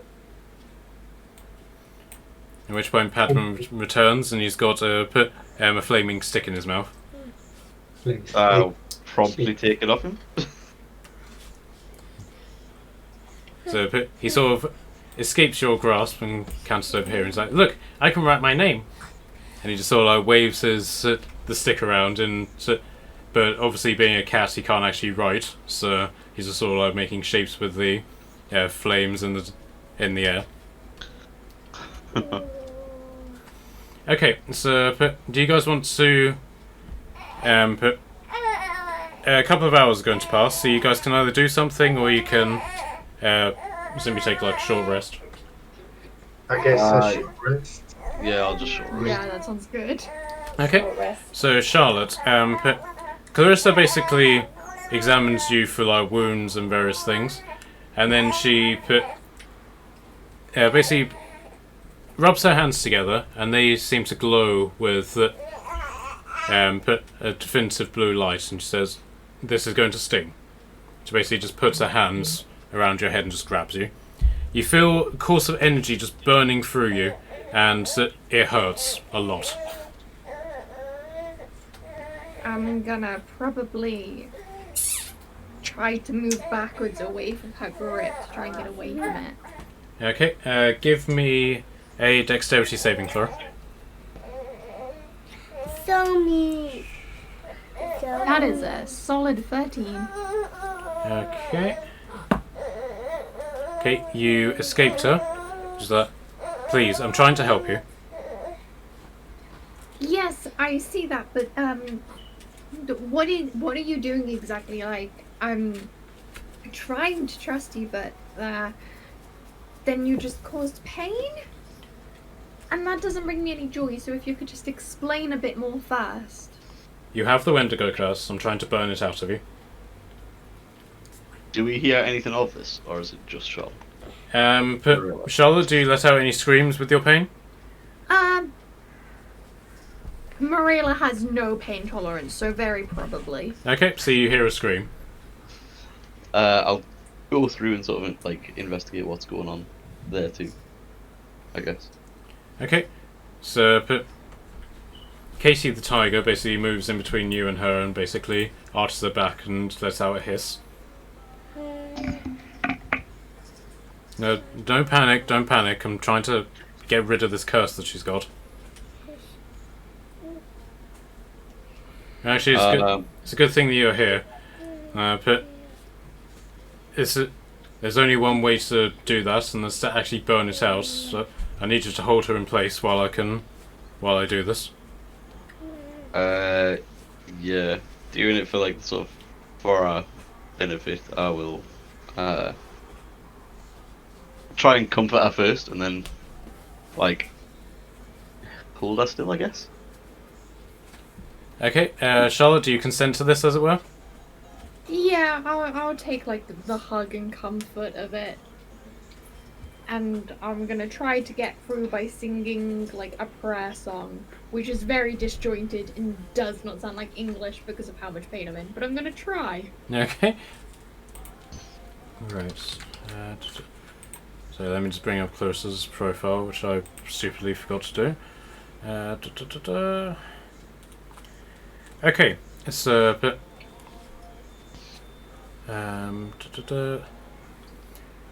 Okay, so she's going to like grasp your head and try and burn the curse out. Your eyes are completely blinded by pure white light, and you take. Wait, why does this do damage to? Okay, it just simply says that you take damage. It doesn't actually say how much damage you take, so I'll just ignore that bit. But by the end of like this 5-second ritual, she lets go of you. There's steam coming out of your ears and your nostrils, but you now suddenly feel warmth again.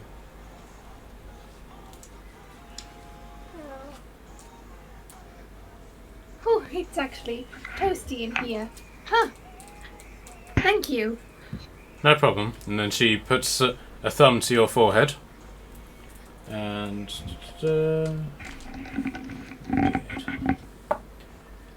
you gain 9 hit points. Drawing a line, Very shouting nice. timber. I shall take that. As she's doing that, can I ask her what would have happened if we didn't lift the curse? You will die. Well, the last time that we faced a Wendigo, we faced a town full of cannibals. But you feast on human, or I suppose in your case elf flesh, for long enough, you would eventually turn into a Wendigo. Yeah, I'm very glad I did not rush to a temple and bury myself. This was a better option. Yeah, the Wendigo curse basically makes you feel the need to feast on the flesh of your own kind more than any others. I mean, you'll go for, say, human or a dwarf after a fashion, but you would focus on elves more than any others. So I suppose Jen's probably quite lucky that we did cure you. Yeah, thank you. Many complete thanks. No problem. And then with that, she basically just turns around and goes back to her altar to start praying. Katie the tiger basically just sort of nuzzles you with her head, and then just sort of like slinks off and goes into this room to give Padron a bath. Okay, so Natalie, what are you doing? I am chilling out by the fire, Okay. as a good lizard would, after I've stuffed myself full of cockatrice. Yeah, okay. McKelly, what are you doing? I sit silently waiting for the next step. Hey. Okay. So, after sort of like an hour or so, Scott and where was he? Scott and Stick eventually turn up and head inside. And you basically hear the door closing, and then George talking rather indiscernibly to Scott, and then Scott comes charging into the room. I'm assuming you're in here, or are you still in the war room?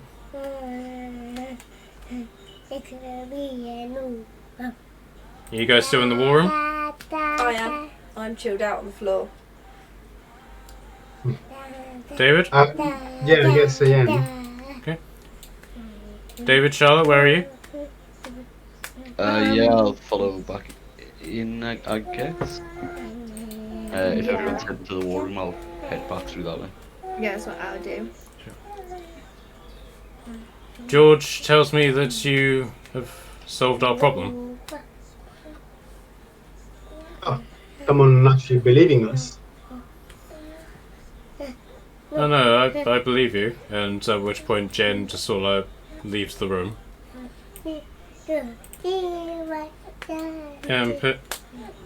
How? How did you do it? With magic and fire. She did it. I'm just gonna point her about. And everything's been cleared up, as it were? Well, we get so. Kashan found a little altar, but it's been destroyed as well. I don't know if that is going to affect anything else. And also, Some sort of totem, I would say. Describe it. Give him the sort of details of the how it looked, and I felt uneasy about it, so I struck it with my axe. Okay. And as I did, this red-green mist, I guess, sort of rose from it and disappeared.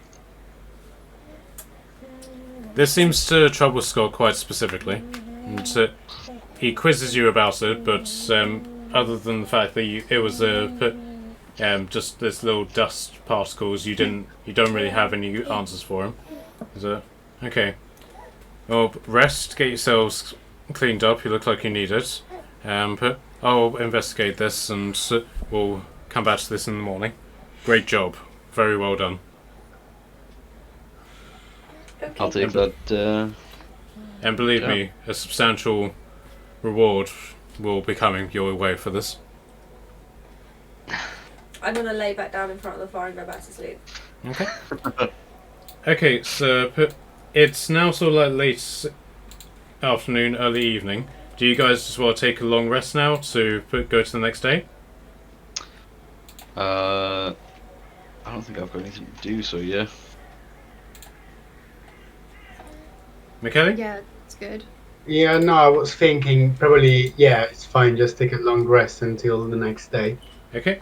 The meat that you have is getting to the point that it's now starting to rot, so do you want to cook Oh, that? yeah, totally cook it today. You know, after eating the half cockatrice, I guess he's starting to get something tastier in the mouth, innit? Okay, so if you want to, can you give me a d20, please?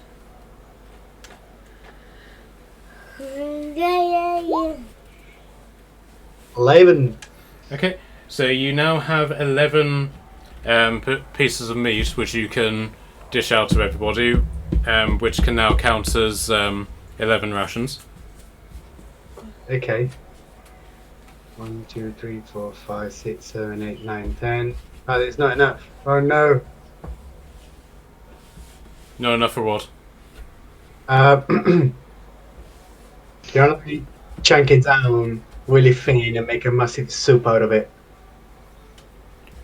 Hey, you can bulk up with the meat that's already in the pantry if you want. Oh no, you don't mix meat. Oh, come on, man. Find vegetables. Just use a lot of No. vegetables and make us a really tasty soup out of it. This is coming from the guy who did mixed meat meal the other day. It was like various different types of hams and cheese, which I was very jealous about. It just looked like mixed meat and cheese. I have bunties. Yeah, so that meal made me very jealous, Michele. Okay, so but it's now the next day. From very early in the morning, you hear the pitter patter of heavy rain put on the roof. And It's raining. I'm gonna find a blanket and hide under a blanket in front of the fire. I'm under my rug. And Padwin sort of like crawls under the rug with you. I'm under my rug. Okay, so right, so Jason comes back put in the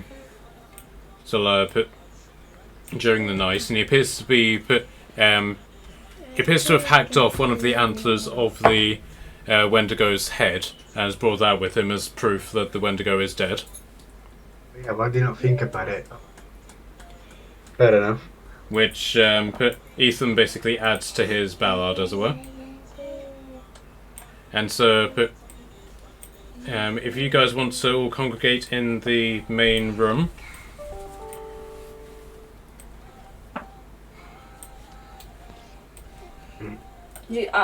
Doc is just going to drag me along. I'm just going to say it because I'm not choosing to willingly go in that room with the rain. Okay.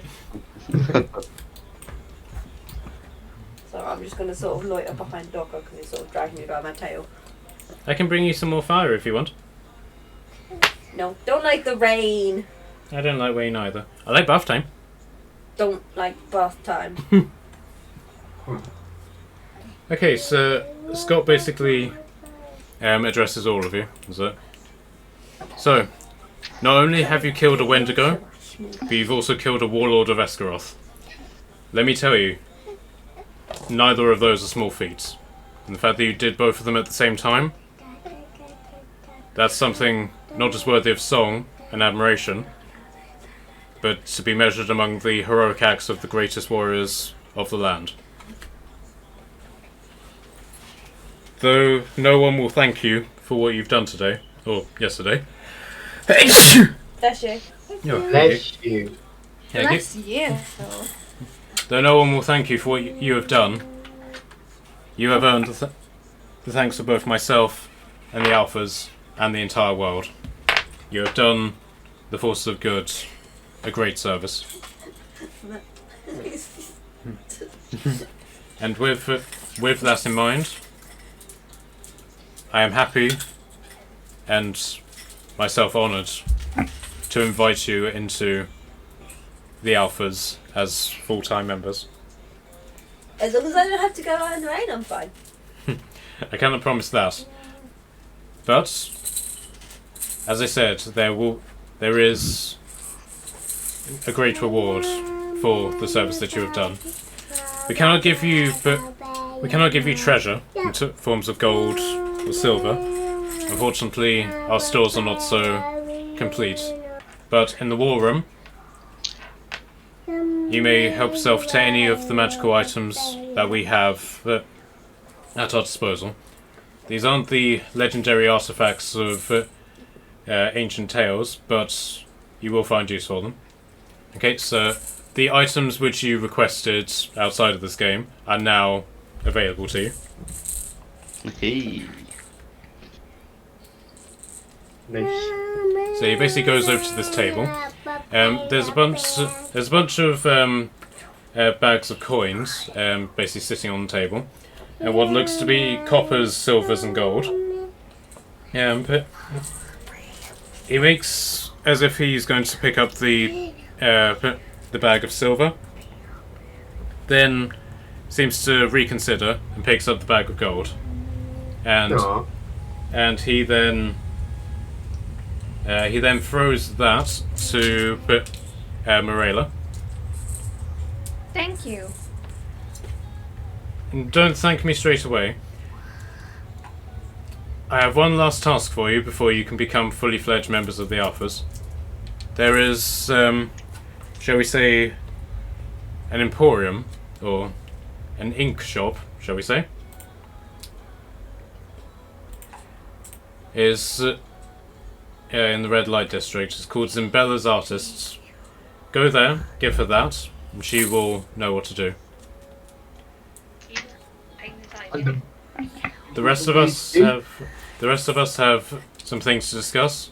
But by the time you get back, we'll have a plan in mind, and we'll tell you what comes next. Can you repeat the name again? Zinbella.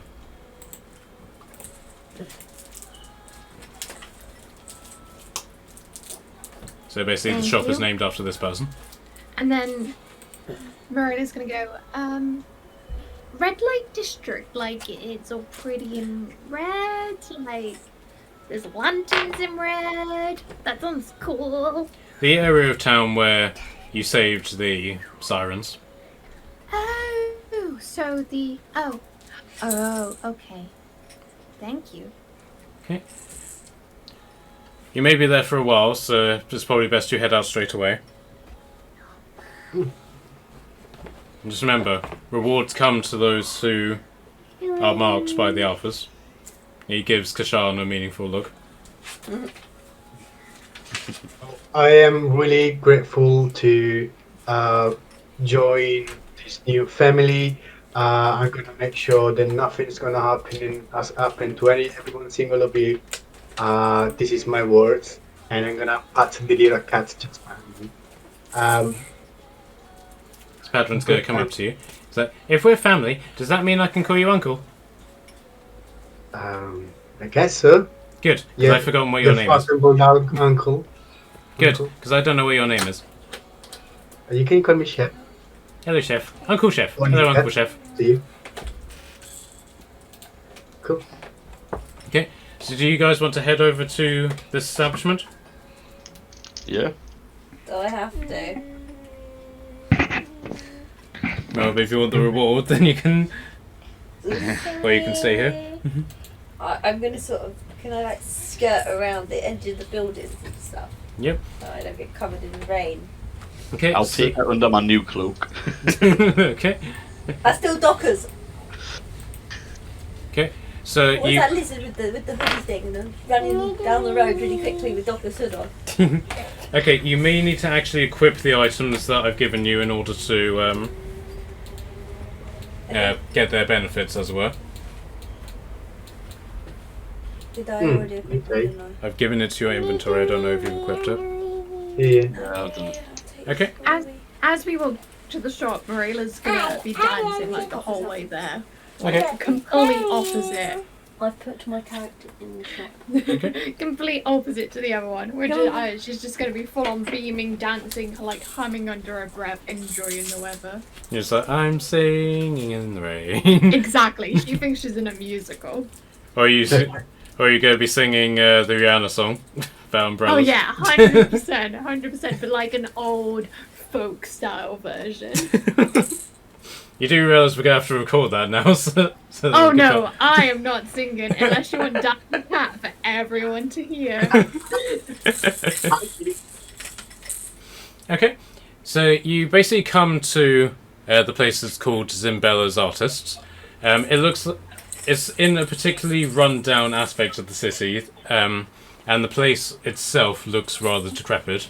But the windows are all grimed up and absolutely filthy to the point that no light can actually get inside. And the door is hanging quite loosely on its hinges. Can I share a fun fact with you guys? Sure. Might not gonna interest anybody, but Zimbella means something in Italian, and it's actually really funny. What does it mean? It means someone that makes fun of himself and became the foolish one. Like, oh, look at this Zimbella. Saying Okay. That's cool. he's the stupid one. That's cool. Hmm. Okay. Anyhow, So do you want to head inside? yes, try not to smash the door before Okay. it So you gently open the door, and a little bell above the door tinkles as the door impacts it. Hello. Sitting at the counter is an elf woman, who's basically had her hair shaven on one side of her head. But it doesn't take you long to determine that she's blind. Well, I guess she could not wait to see. Could wait to see me. So she basically looks vaguely in your direction. It's like, oh, customers. It's been a long time since I've had customers. How can I help you? Despite being blind, she seems to be able to determine where each of you are, because she's sort of like looking from one to the next, as it were. Scott, Kasha? Okay, so Marilla, you've been given her payment, as it were. Oh yeah, true. I'm gonna put the gold on the desk. Be like, this is for you. We've been sent to drop this off. I don't know if you know if we're buying anything or if there's an order waiting for us. Oh, you're with Scott, are you? Yes. Yes. With Oh, of course. My apologies. Please, come with me. And she sort of sweeps herself off the chair and gets out a stick and basically starts tapping her way over to here. So, which of you is first to be marked? Mark. Marked? What do you mean by marked? Okay. But didn't Scott tell you? He just handed us the gold and said, this could take a while, best be on your way. Oh yes, this process can be quite lengthy, but I am going to tattoo you with the mark of the alphas, and will basically allow you to utilize the magic that the alphas use on their facilities and weapons. I'll go. Cool. Okay. Can I I try to commune with Lyria, like send a quick prayer up to her to see if this is fine and this is what her path for me is? Okay, give me a religion check.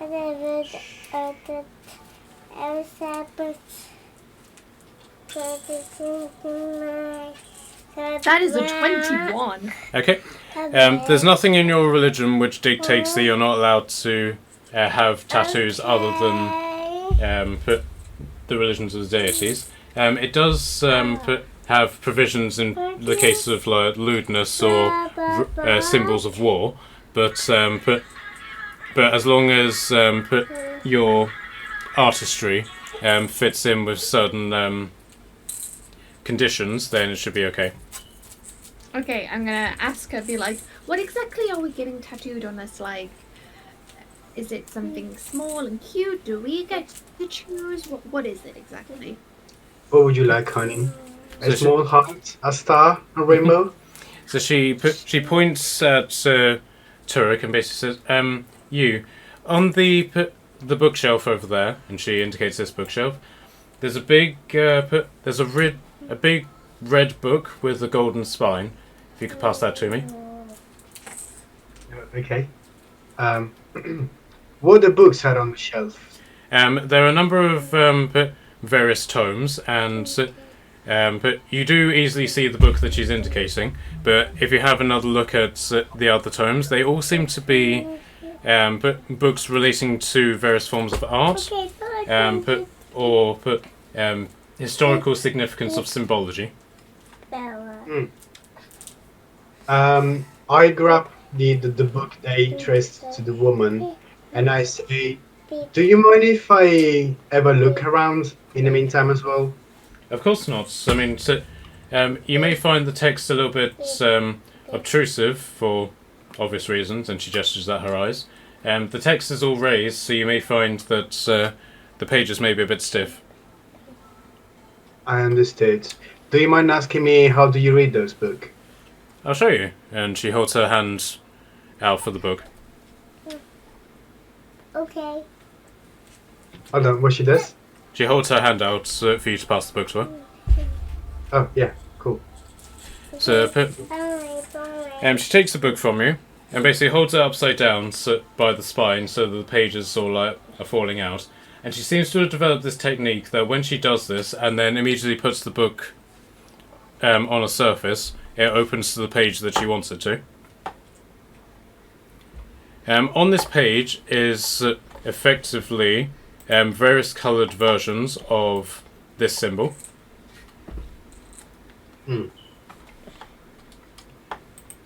And so, next to this are various paragraphs about where to start on doing this symbol and how to imbue the magic of it. And all of these letters are written in sort of 3D text, as it were, so she can basically run her hand over it in the same way that she would Braille. But instead of it being the symbols that you see in Braille, it is actual lettering. Okay. That's pretty cool. So, who is first? I'll go first. Okay, so she runs her hand over the symbol, and where would you like it? A bed.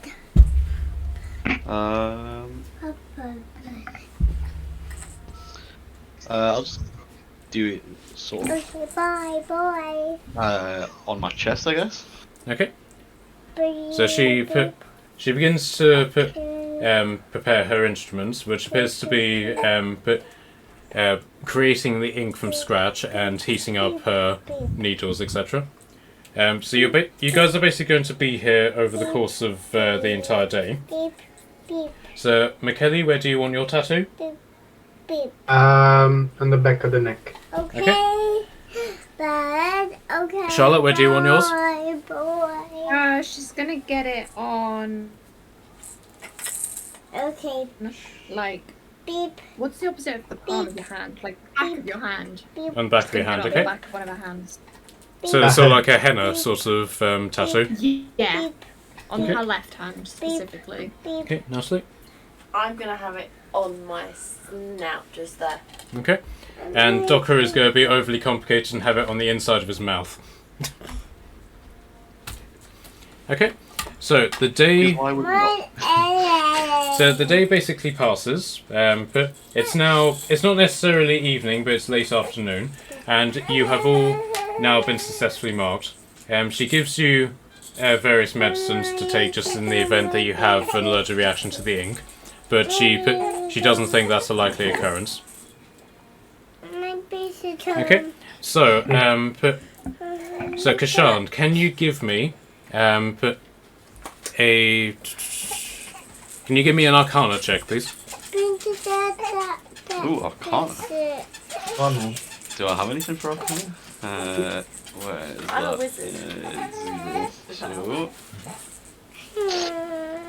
that is a 15.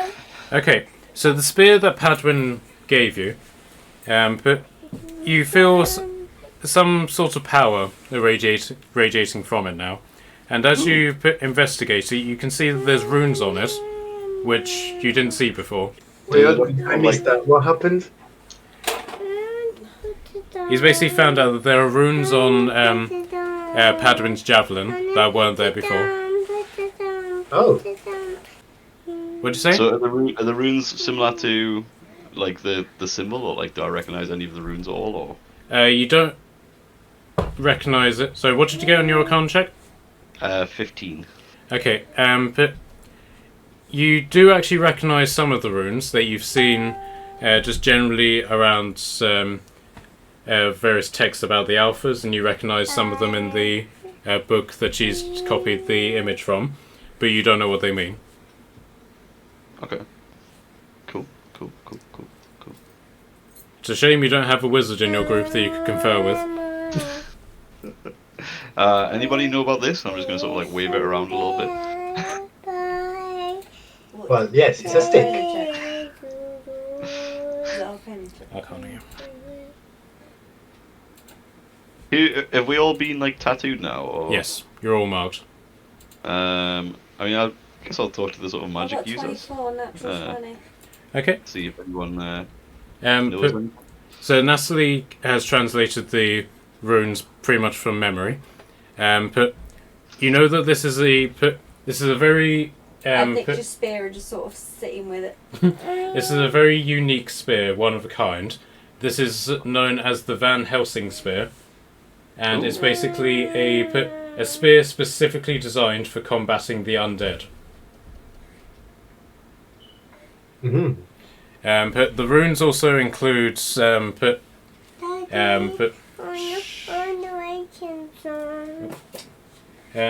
the runes do include something of instructions that basically say you need to be attuned to the spear in order to use it fully. Oh. How do you attune yourself to the spear? Basically, attuning yourself to a magical weapon just includes you basically spending a short rest's worth of time specifically devoted to studying the weapon that you want to attune yourself to. Kind of like a short date, then. Yeah, so you basically take a short rest, but instead of just doing whatever it is that you want to do, you specifically spend that time studying the item, so in this case the spear, and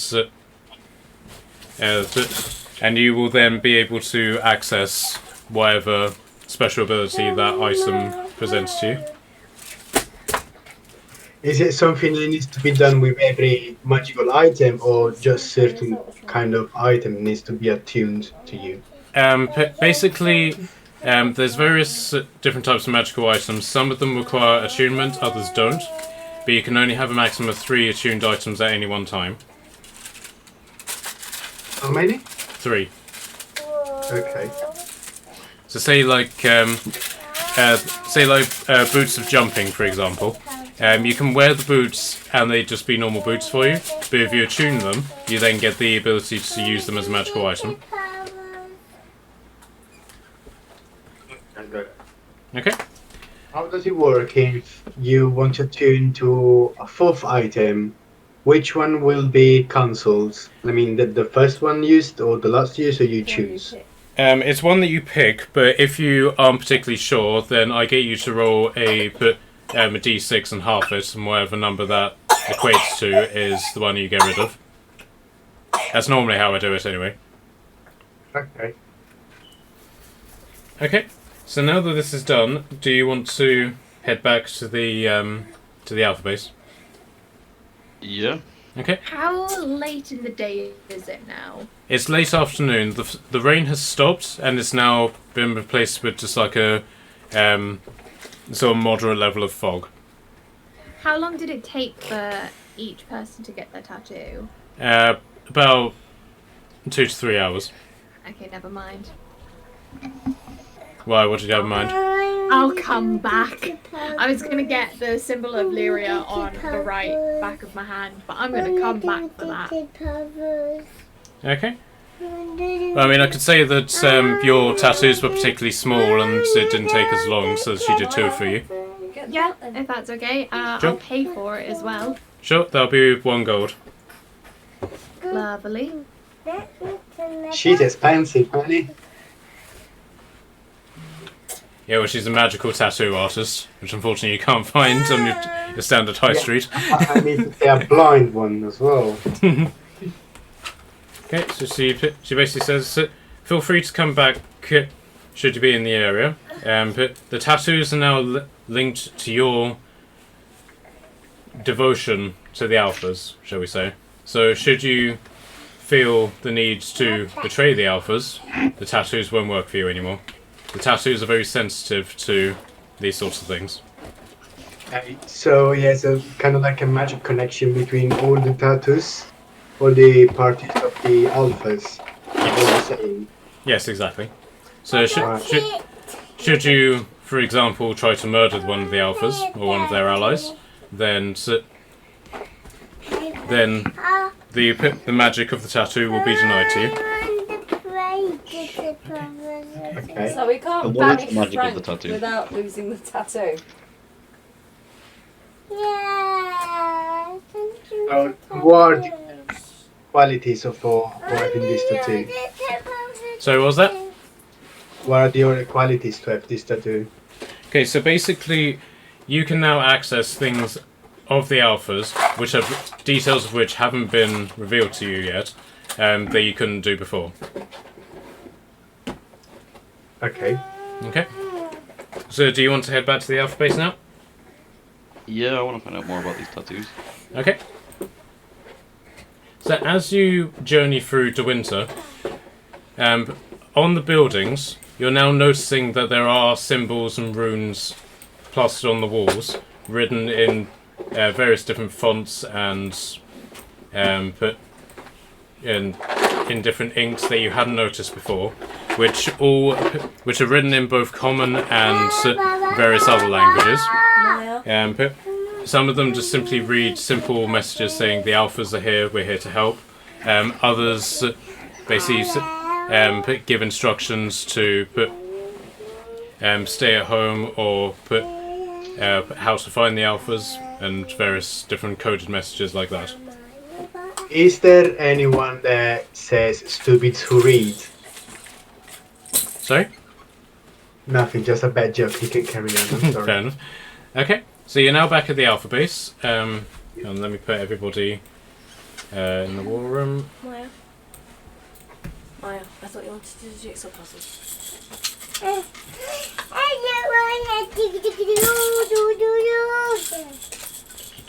Okay, right, so you arrive at the alpha base. Instead of having to sort of like push the doors open or wait for George to open the door for you, the doors open automatically for you. Oh. Oh, that's nice. Maya, be gentle. And George again is waiting for you in the hallway. Is that? Greetings. I take it the marking was successful then. Yes, indeed it was. Do those marks were before as well, or we missed the bio like? Sorry, sorry, I got Maya shouting in my ear. What did you say? I think I was cutting off. Were those marks out there before as well, or we just notice it right now?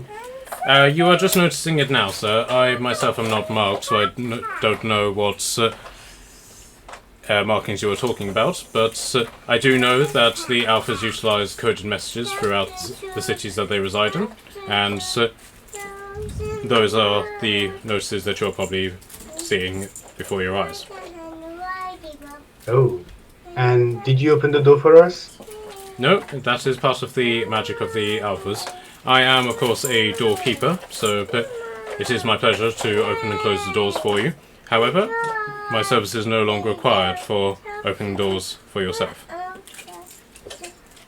Okay, I guess I can do those doors by myself again. The Alphas are waiting for you in the war room. We have an increasingly dangerous situation, which I believe Master Birch wants your immediate attention on. I will head straight in. Alright. Thank you. My pleasure, sir. Shall I put you by the fire again? Shall I put you by the fire again? Yeah, thank you. Okay, so you enter the war room, and a very heated argument appears to be happening. But Maya. it appears that whatever it is that they're arguing about is very widespread and is in multiple places all at once. Jen appears to be arguing that everybody focus on one problem at a time, whereas Jason and Scott appear to be of the opinion that they should divide and conquer. Okay. So Scott basically sees you come in and straightens up and says, "Oh, good. You look somewhat empowered now." I have a shiny thing on my nose. Yes, indeed.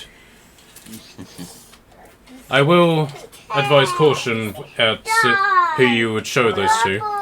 The Alphas aren't welcome in every part of the world, so there are those who would attack you on sight should they know that you are associated with the Alphas. Maya, quiet, inside voice.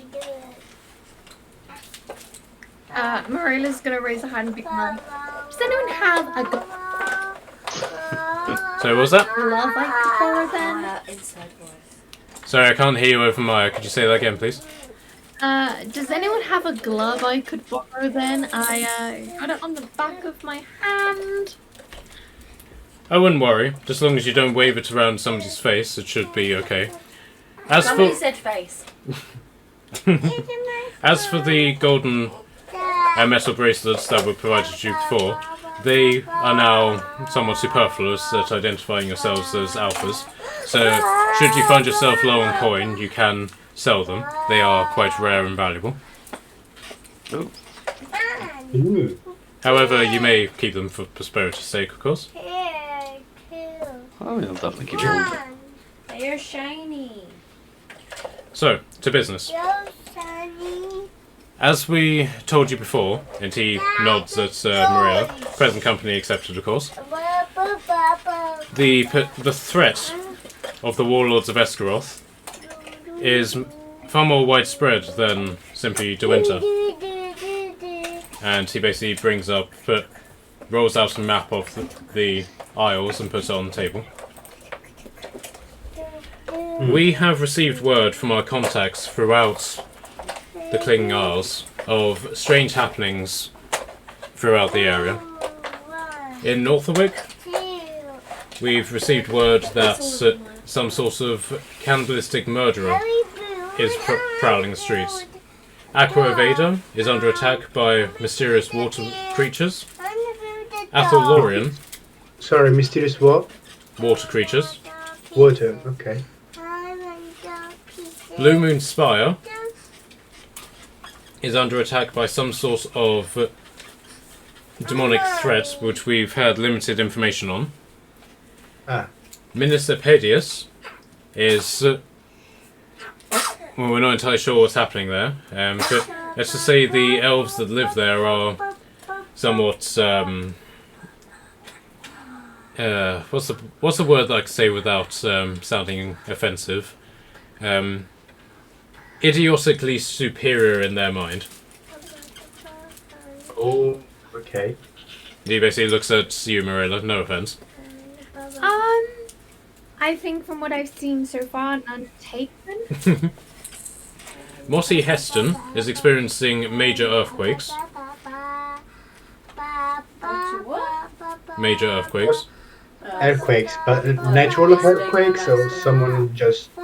Well, given that the last earthquake that they experienced was nearly 200 years ago, and they've now experienced 3 inside of a week, I would say unnatural. You don't have to say it so sarcastically. Dripsir has, shall we say, gained a corruption about it, which we've yet to identify. Gwyndersport and Equitane have resumed their conflict with each other, which is quite unusual given that not 2 weeks ago they signed a peace agreement that ended a 100-year war. And Pines Reach, well, we've heard absolutely nothing from Pines Reach, which is kind of ironic because you don't hear anything except things from Pines Reach. It's the loudest place in the entire Clinging Isles, but yet for the past week we've heard absolutely nothing from it. There's been absolute silence. And then Wit, and he lets out a sort of scoffing noise. Well, Wit is Wit. I wouldn't worry about that.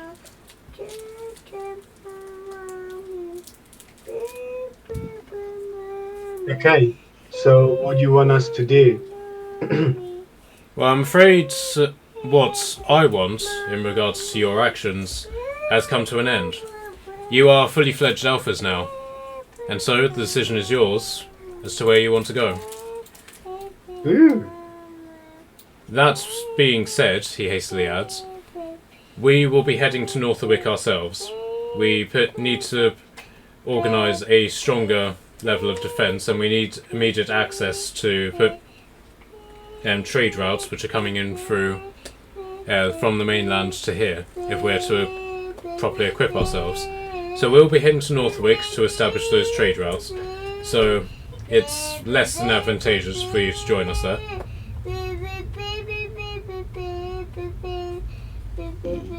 What do you guys think?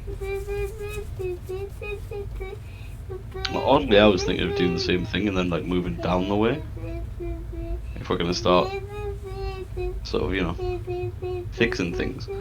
Was anything happening at what's this new Azagarth? Did we hear anything about that? Anything happening there? New Asagarth is our primary ally in the Clinging Isles. We have an oath with their king that we'll be renewing very quickly with them, but as it currently stands, we've heard no news of any new threats there. Okay. If you would like more information, it's probably best for you to speak to George. He is native to the Clinging Isles, and he knows city politics and customs more than any of us. Aqua Digido, that's where there was a murder, wasn't there? Aqua Vader was the water monsters. The murders were happening in Northwick. Okay. I'm sure you would love it. But they said they're dealing with Northwick, so we don't have to. Is that kind of? Yeah, you can go to Northwick. It's fully in your power to do so. It's just narratively they are going there, so you wouldn't necessarily have much to do there. Okay. Let's go kill some water monsters. Oh, Are you sure that's where you want to go? You don't like water. Yeah, you sure? I was kind of thinking maybe we should keep it for lust. That's why we should kill the water monsters, because then there won't be no water. You are aware that a lot of this is going to require sailing on boats? You know, a tug in the water? At which point Scott then says, yes, you will need to barter passage from one of the ferry ports in order to get to wherever it is you're going. Provided that you give the ferrymaster the money that he requires, or she, they will transport you to any ferry port on the island. Can I trade drugs? He looks at you quizzically and is like, I'm assuming that means something to you. That doesn't necessarily mean to us. rugs worth lots of goodie. Yes, certainly you can trade rugs if you like. What was happening at Blue Moon Spire? Blue Moon Spire, Blue Inspire's Stri- demons attacks. yeah, strange events are happening which appear to be linked to the Blue Moon Spire. Various events are happening there, but they have very limited information as to what that is.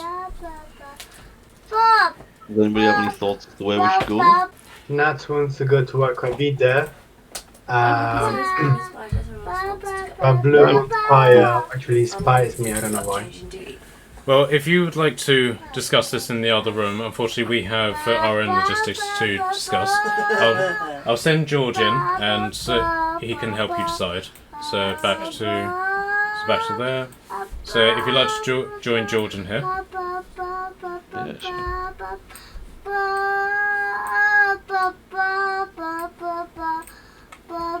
Okay, so back to the map. So George basically comes in. So I have been told that I'm to advise you on the various cities and cultures of the Clinging Isles. I am at your service, as always. Thank you, George. So, what can you tell us on Aquavida?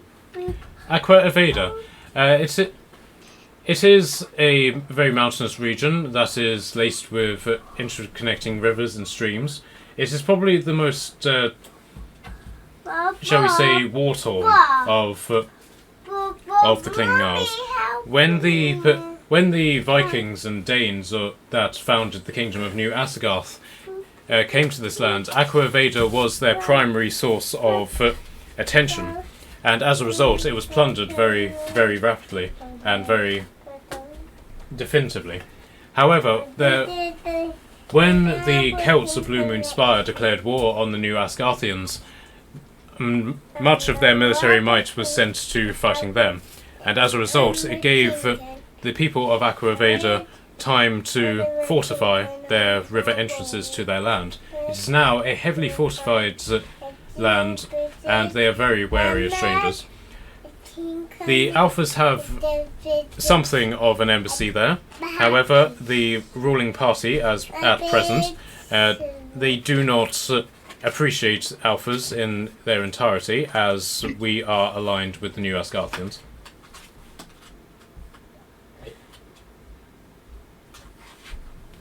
Tell me of Blue Moon Spire. Blue Moon Spire, sir. It is when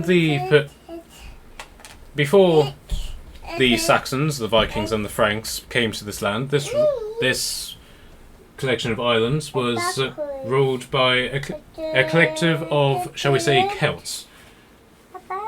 People from the Scots, the Wood Elves, the Dwarfs. They all lived in some state of harmony, and then, but with various invasions and wars with Saxons, Franks, and Vikings, along with the arrival of sorceresses who have taken over the land of wit. But the more human-based Celts have mostly been wiped out. The tribe of the Blue Moon appears to be the last remaining faction in the Clinging Isles, and as a result they have banded together on the southern isle, and they maintain a perpetual war against the people of New Asgard, with the land in between considered a no man's land, where the war has continued to much devastation of the land.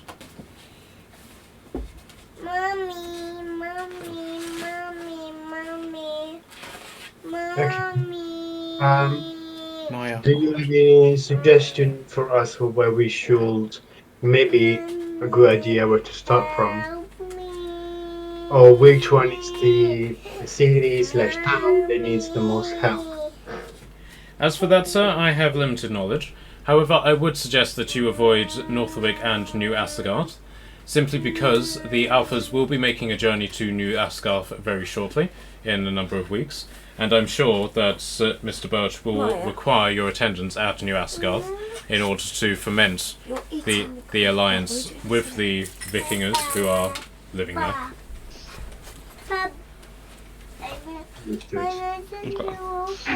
If you were to go to either Aqua Aveda or Blue Moon Spire, sir, I would advise very discreet caution whenever it comes to advertising that you are in fact an alpha.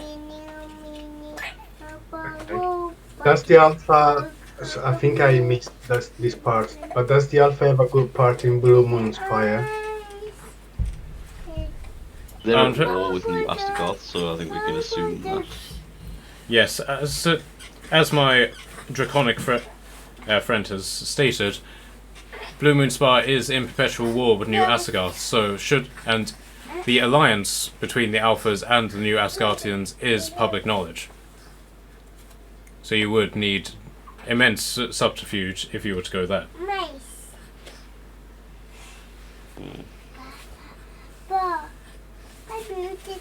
I think maybe we should go Aqua Vadia first then. Of course, sir. Yeah. But do not forget there are other places that you can go to, and I am at your service for information on them as well. Okay. Do you know how much a ship would be to get to Aquavadia? That would depend upon the quality of the ship that you are taking. Should you be taking a simple rowboat, I cannot imagine it would be more than 5 silver each. However, if you were to take something of a luxury liner, it would cost considerably more. And do you know how long it'll take to get across, like, the channel? The channel, I believe, would simply be a day's worth of rowing. However, if you were to go to land, say from here to Aqua Veda, I would imagine it would take about 2 days worth of journey to get to the land, and then another few days to get to the capital itself. Is there anywhere amongst the Isles that's particularly friendly to the Alphas, outside of New Astagoth and Norfolk? I am aware of something of an alliance with the dwarfs of Moti Heston. They are particularly reliant upon the Alphas to deal with underground monsters, and I believe one of the current kings of the multiple kingdoms that exist at Moti Heston does owe the Alphas a pledge of friendship, which has recently been renewed. The people of Minas Epardius, however, the High Elves there very rarely hold any opinion with anybody. However, our sister of the faith here is also from Minas Epardius, I believe, and and the church temple that she is part of is also friendly with the Alphas.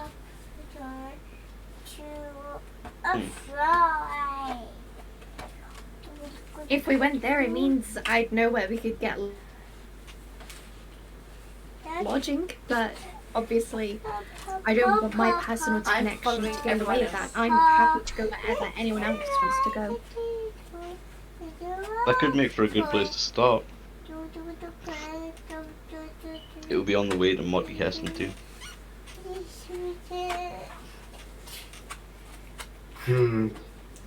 I don't wanna make a statement of where we should go. If you think, guys, that some place deserve to the worth of being visited first, I guess we should go for it. I mean, technically speaking, in terms of like a fourth wall break, you can go somewhere if you decide you don't want to go with the quest there. You can then go somewhere else. There's nothing stopping you from doing that. You're very much in open world territory now.